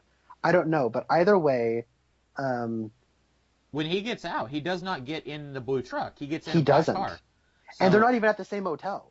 Oh, I didn't notice that. They went into a really old, crummy, one-story motel. It's actually a pretty nice and fancy two-story motel, and he goes into a completely different car. Yeah, he wakes up as a different person. He wakes up or at least he's replaced a completely different person named Richard. And before they went in, Diane was like, "Cooper, things changed. We might not be the same when we go in there." I guess, once you go in there and then you go to sleep, and you have a chance and you're kind of off your game and you go to sleep and then you wake up and all of a sudden the circumstances are different. But the note says, "Richard, I don't recognize you anymore." Mm-hmm. And I think this is telling of the Diane and Cooper relationship when she, gets it on with him. It's this weird thing that there's not a lot of passion in it, and she's just sort of like covering up his face while she's, achieving an A+ status or something. I don't know. And then she's all, I don't know. It feels like there isn't a whole lot of passion there, and it's not supposed to be a romantic scene. And maybe at one point she thought of, her possible relationship with Cooper as a way out. She was kind of always hoping for that, and now she just doesn't recognize him. And maybe that's what the Linda is now. She's, they finally got what they wanted to maybe get years and years ago, but now they're just different people, and now they've literally become different people. Yeah. Or maybe, what's that? I was just going to say that could be an interpretation. I don't like that. I don't like that. They built up the Rick Linda thing like 16 episodes ago, and then it's Cooper and Diane. Like, I feel like that's kind of a cheat, especially when we had a character named Richard in this series this whole time, and he amounted to nothing. Yeah, no, I get where you're coming from, and then, but then he likes Richard, Linda, and he remembers that. I don't know if this is like a parallel universe or a dream world. Yeah, it could be either. I mean, I guess they both amount to about the same thing. Yeah, I guess so. If that is what happened, what do you think of the whole Laura Palmer thing? I mean, I guess there's not much more to say about that. I don't have much more to say about it. It's weird. I like that. I'm kind of a little bummed it took us this long to basically get to it, but it kind of gets back to the heart of Twin Peaks is about Cooper and Laura. Yeah. And seeing them on screen together is kind of neat, but it's not really Laura. It's somebody named Carrie who might remember a Laura, might remember being a person named Laura. I don't know. This whole kind of like weird, heady, alternate personalities thing, this is the kind of stuff I actually really like about this final episode. I maybe don't wish this was the final episode, but I kind of think it's neat. I don't know. I think that, I don't know, I think this is something, well, I won't say it's neat. I think, like you said at the beginning of this podcast, I kind of stopped caring about this series a long time ago. So I didn't hate it, but I was just kind of like, I didn't really know what to think of it. I'm still kind of confused about it more than anything else. I understand that. So they're in a place called Odessa, Texas, Which and is where Claire Bennett was from Heroes. oh really? Yep, that was like a big setting of Heroes season 1 was Odessa, Texas. Then he's driving, and then he sees a place called Judy's Diner, Hmm. and he goes in there, I guess, because he's just trying to follow the breadcrumbs, follow the clues. And then so you said you really liked the scene. So he meets Clint Eastwood's daughter as a waitress, and then what do you think of this whole thing where he kind of takes down these hillbilly hick weird redneck guys? Well, mostly I just liked it because it's a cool little action scene. Like these guys think that they're about to mop the floor with him, and he very effortlessly mops the floor with them. That was really what I liked about it. Yeah. That was just, I kind of like that thing most of the time in stories where it's like some guy just casually like beats up 3 guys like without breaking a sweat at all, and they're like, I can't believe that just happened. I always like that kind of thing. Yeah, it's neat. I like the part where I like the detail of him deep frying their guns. Yeah, at first I thought he was just going to like, oh, the fries are done. What do I do with this? And like he was just going to help them out behind a diner while she was writing that note for him. But as someone who knows next to nothing about guns, I have to say that was extremely stupid. Like he said, I don't know if that's hot enough to set those bullets off. You guys might want to go away. Well then, idiot, why did you put them in the oil?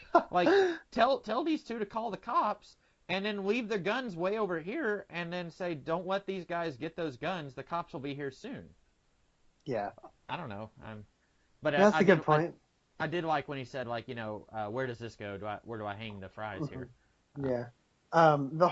This is another scene where it felt to me like he was more acting like Doppelkoop, where he's like, I'm with it's okay. I'm with the FBI. Did you write that address down? And I don't know, the way he's talking, it's this weird thing. It seems like he sort of resorbed that part of his, like, Doppelkoop has now become a part of his personality. But he's also he's not evil. Like he's not malicious. So it's almost like you said, he's absorbed that into him, but he still has the drive of original Cooper. Yeah, he's still that same person, but he was so pure of heart. The original Cooper was, and I think that now that he's out of the lodge, he now has to live with being somebody who has been corrupted by the darkness. That there is some darkness inside of him, and I like that a lot as an idea.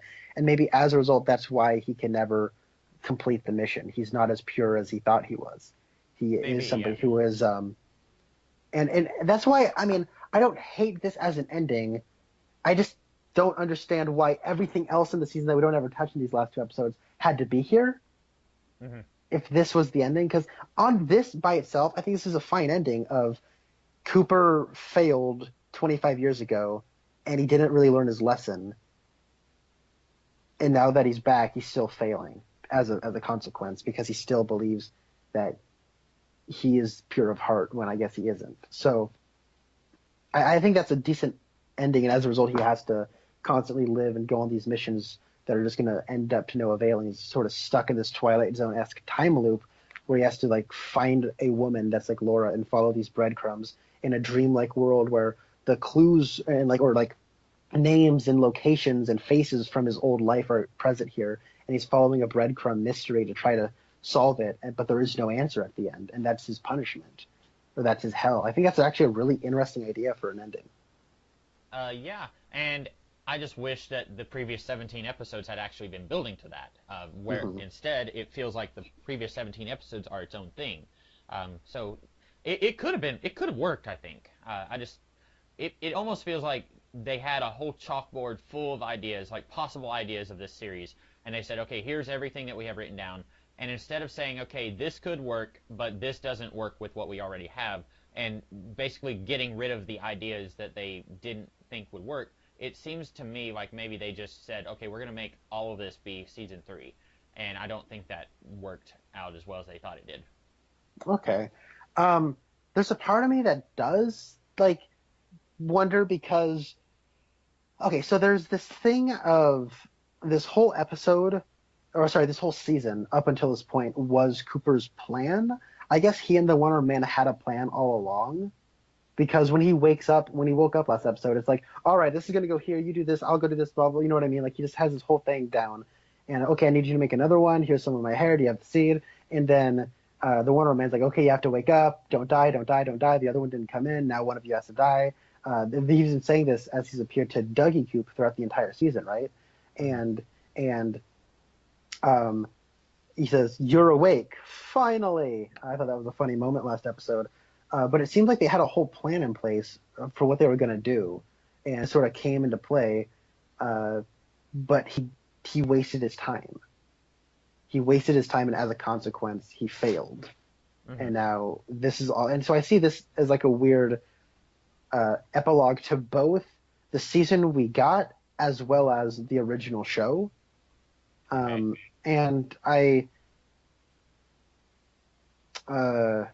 yeah, I think I thought I had something else, but it might come back to me. I don't know. Mm-hmm. That's just an idea I've been kind of grappling with. So I don't have anything else to say about this series. Do you? Yes, I do. I have a couple of things written down. So Carrie Page, Laura Palmer's otherworld self, she has a necklace that has a horseshoe on it. And then over her fireplace on the mantle, there's a white horse. I did notice that, yeah. Yeah. How is that related to Sarah Palmer's white horse? I don't know. Maybe it's just a little clue that he's trying to piece apart together. Although I don't think he knew about the white horse in Sarah Palmer's visions, but he did see the white horse in the Black Lodge. So, was that? No, I was just going to say I agreed. Yeah. Basically, I didn't have anything to add about the white horse. Okay. Do you have any theories on the dead man in that room?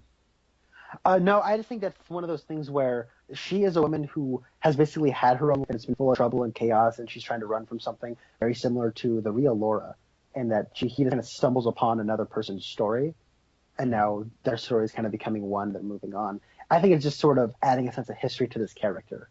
Okay. Yeah.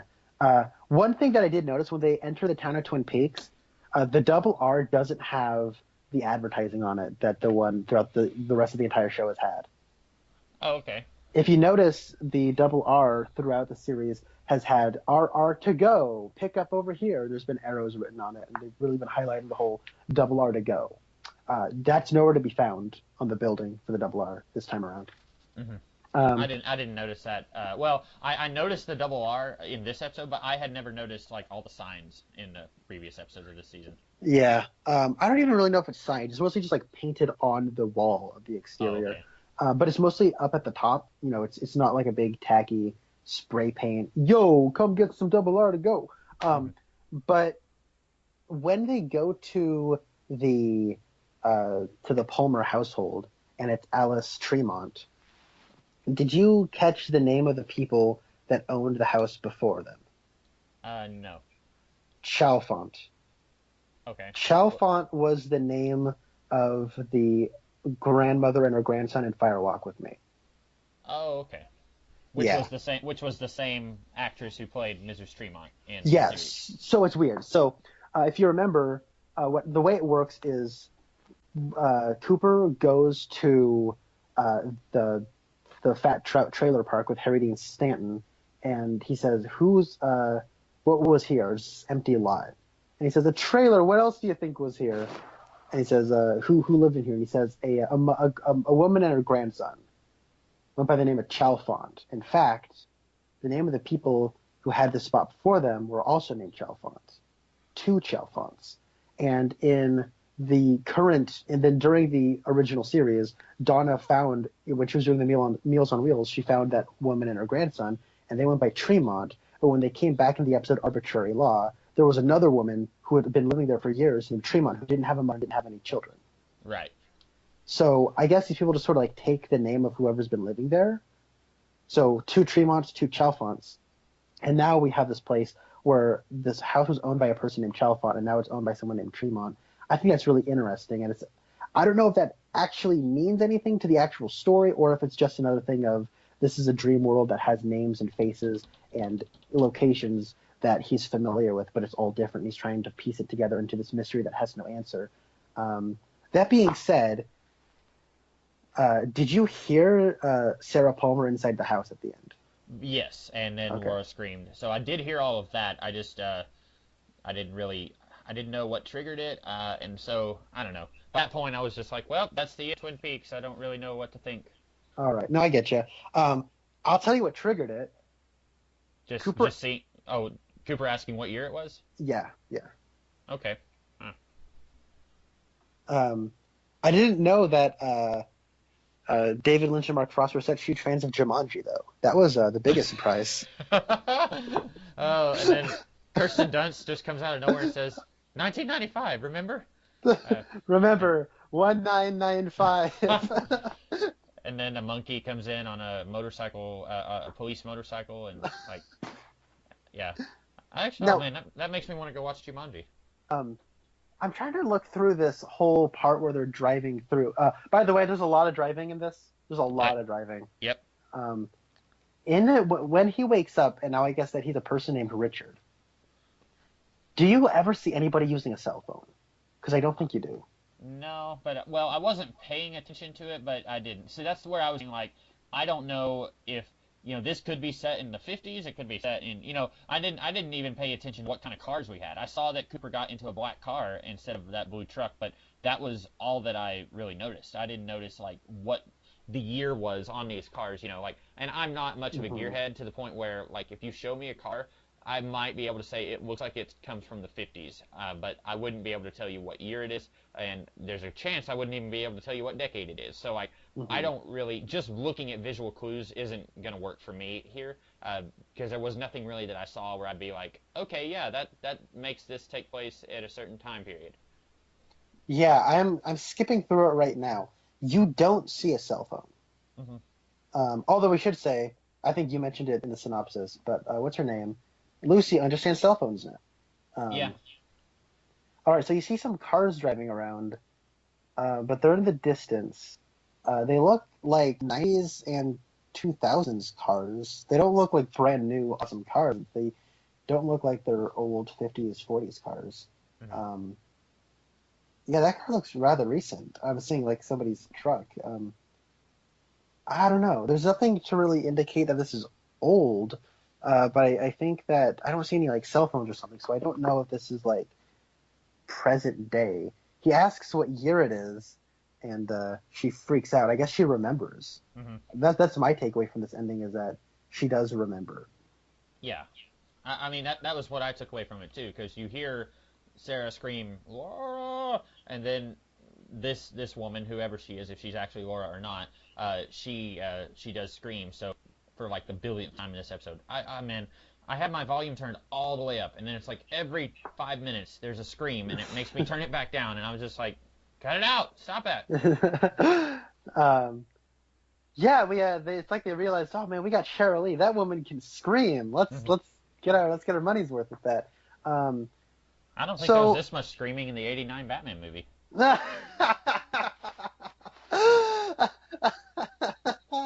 Great. Um, yeah, I guess that's all I really have to say about it. I'm intrigued. It leaves me with a very specific feeling that isn't necessarily disappointment. I know you're filled with disappointment, I can Hmm. imagine, but I know you just didn't like this show from the get-go. But Yeah, uh, it all comes down to I expected something and didn't get that. And then like I didn't like the idea of let's have I'm not even kidding like 230 characters in this show and like most of them just don't have anything to do, or if they do, I don't feel like they have enough to do. I think they mhm, should have reined it back a little bit, even if they had no intention of focusing on the original characters. Like, when they threw Ed and Audrey and James and Shelley and Norma, when they threw those guys on the Entertainment Weekly or the Empire covers before the show started, that made me think these guys are going to be a huge part of this season. And James had like 10 lines of dialogue total. And like, Shelley was there, but she really didn't do that much. Like the most that she did was worry about her daughter, and her daughter was messing up her life. Like, we and with Norma and Ed, we get to see them continuing the same subplot that they were in, 25 years ago. So like I feel like I don't know, like I've said this every week now, but like I don't know what it is that everyone else liked about this show, and I'm not trying to I'm not trying to make myself sound like I'm better than everyone else for not liking it, because like I feel like I'm the only person who didn't like this series, and I haven't been keeping up with reviews and with reactions to the show. Like every week I'll see Twin Peaks trending on Sunday night, and I try to avoid that because I don't want to be spoiled. But like I don't know what it is because I'll see people just post like, man, this show is great. Like multiple people on my Twitter I'm seeing are saying that they're just absolutely head over heels in love with it, and I just don't understand that. That doesn't mean that I'm wrong or that they're wrong. It just means that I don't get it. But like, yeah, I haven't really. This is not the Twin Peaks that I would have done, nor is it like even just taking away my expectations. I feel like there's some severe problems with this season.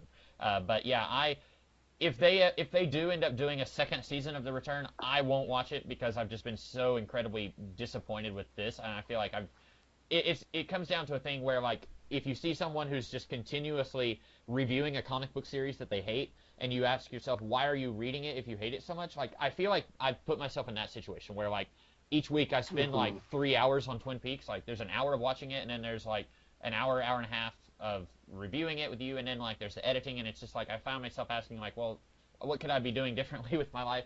That sounds more I don't know nihilistic than I meant for it to, but I just like if they do another season, like I'd love to hear your thoughts on it, but it'd be one of those things where I would just be like, no, I can't do it. Kind of like X-Files, where like X-Files, I spent pretty much a year watching 9 seasons of the original series, and then 2 movies, and then the spin-off series, The Lone Gunman, which I did like The Lone Gunman. And then they bring in the spin-off, or the sequel series, and I liked a couple of episodes from it, but it was mostly just a huge waste of time and a big slap in the face. And after that, I found myself saying, if they do another season, I will not watch it. Like, they're just stringing a song at this point. And I kind of sort of feel the same way with Twin Peaks, but it's a very different kind of disappointment.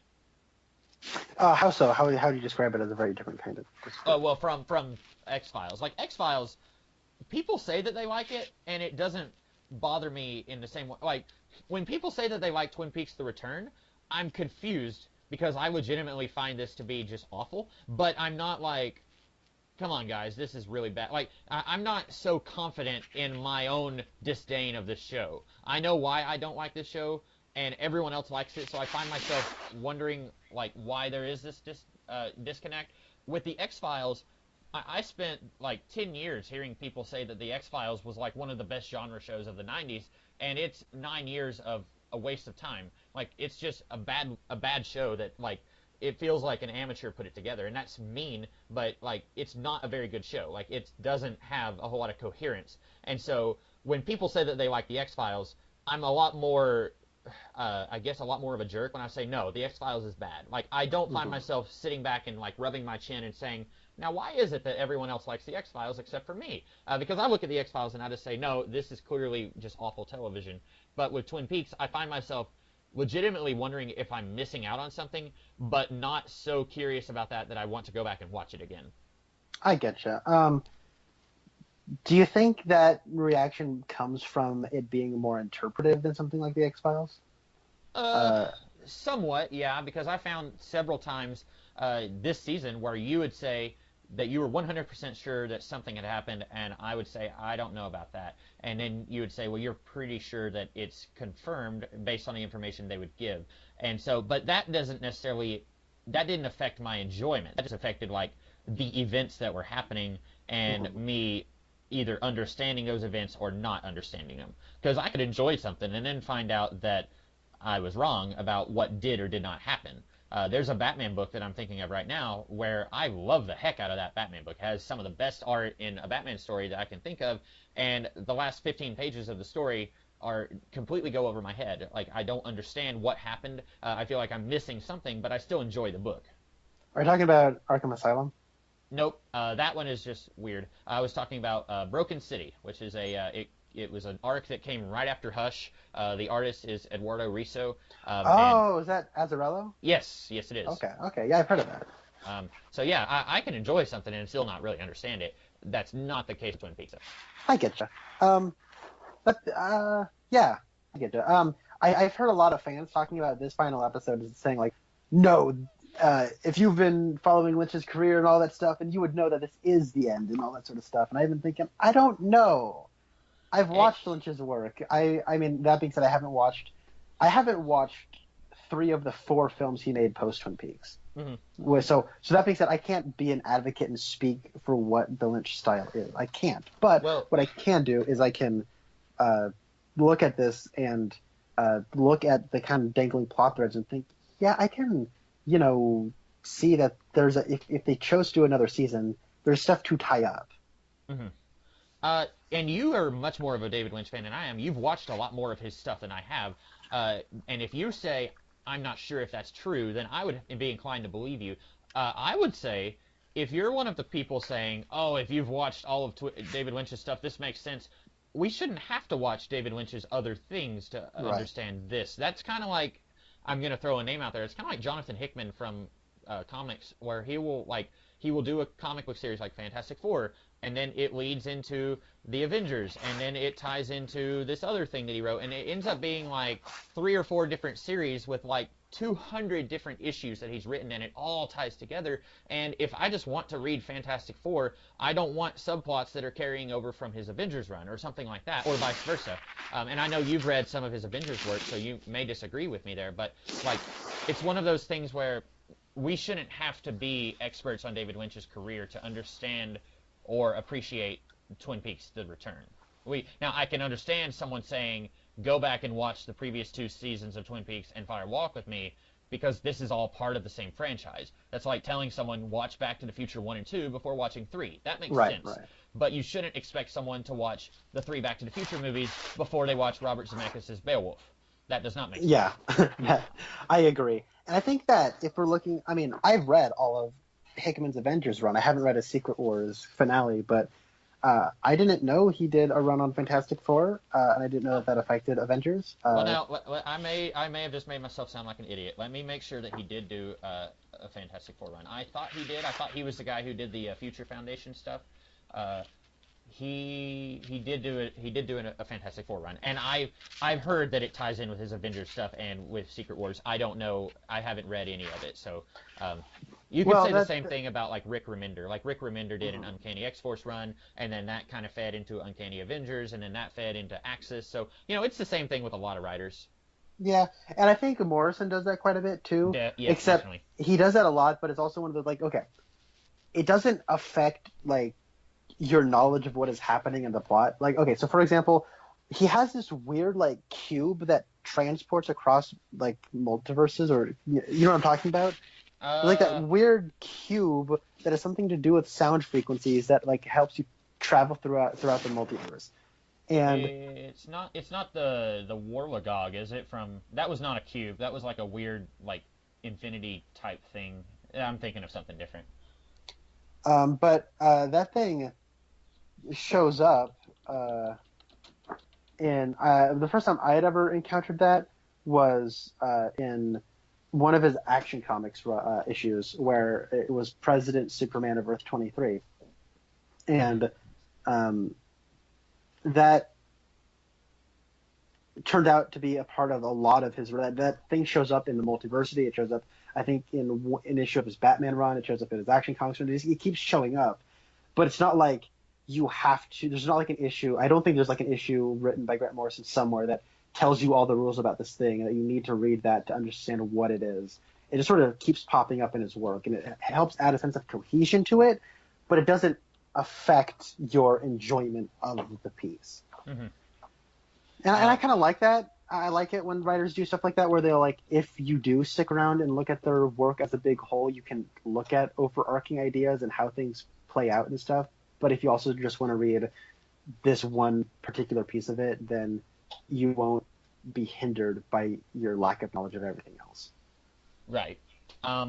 So I guess now that we have completely gotten away from Twin Peaks, although I will say that was definitely my fault for getting us into Jonathan Hickman and Rick Remender, but and I do like talking about Grant Morrison.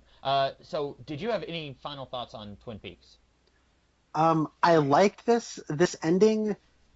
I wouldn't say put a dampener on it, but it kind of put a dampener on it. Mm-hmm. It was just so unexpected, and it was bold, and it was challenging, and I respect it for that. But like I said, geez, going on almost a year now.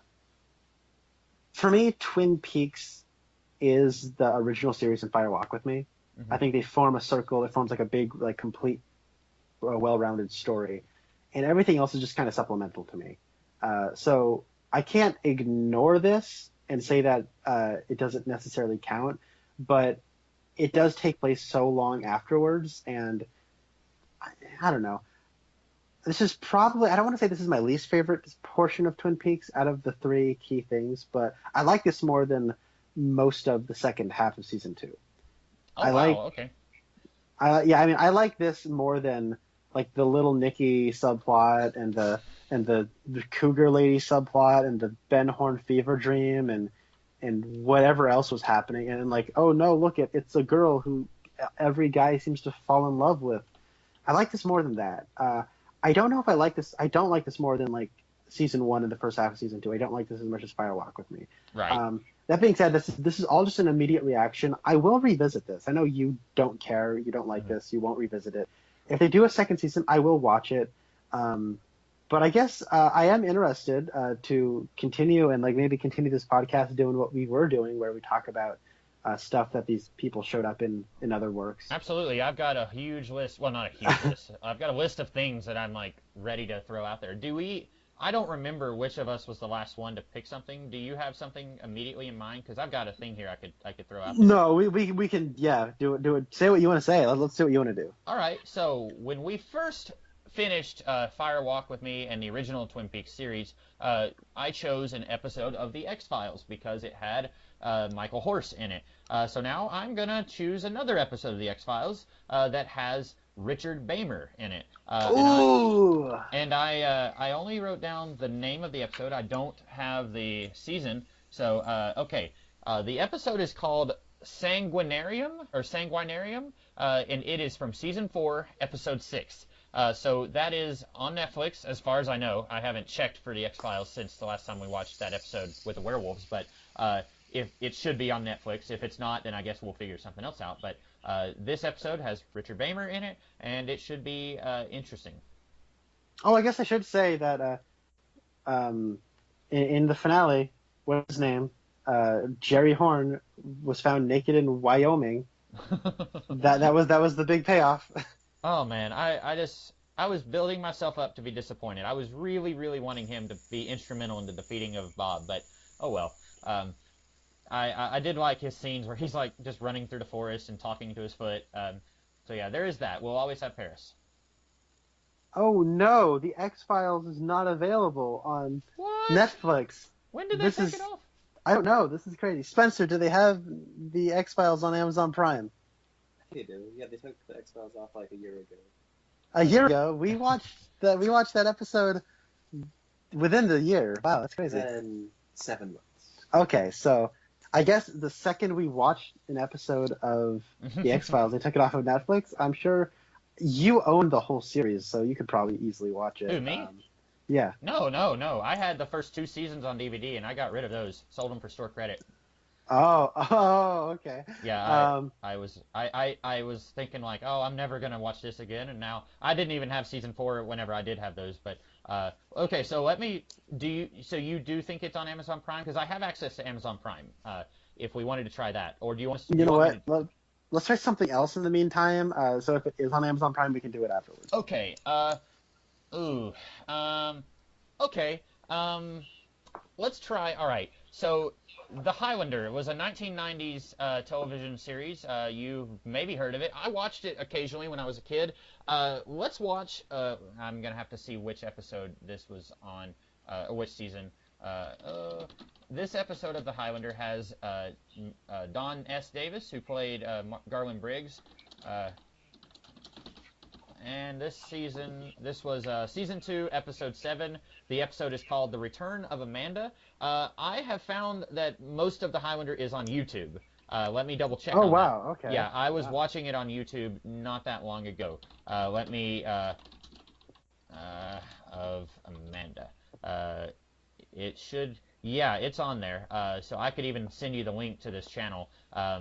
but it's the full episode and everything. So we can do that. The guy who played Garland Briggs, he's in that episode.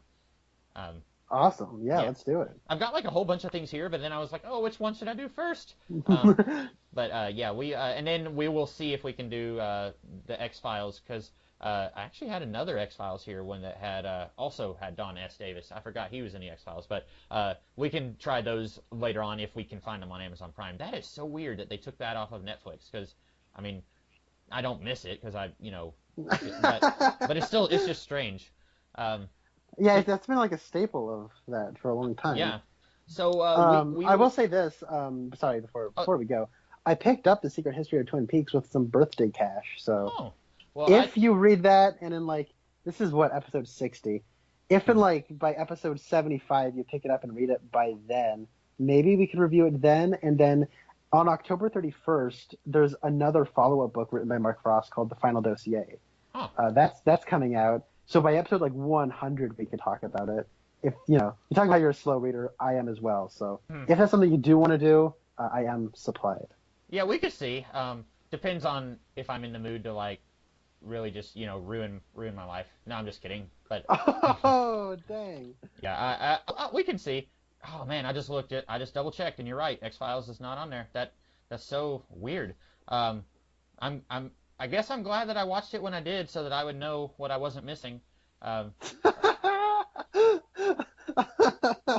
gonna have to stock up on my episodes of the bonus episodes, see what else we'll be able to talk about. I've got a few things here and there that we can do later on. But yeah, so do we want to shoot for next week?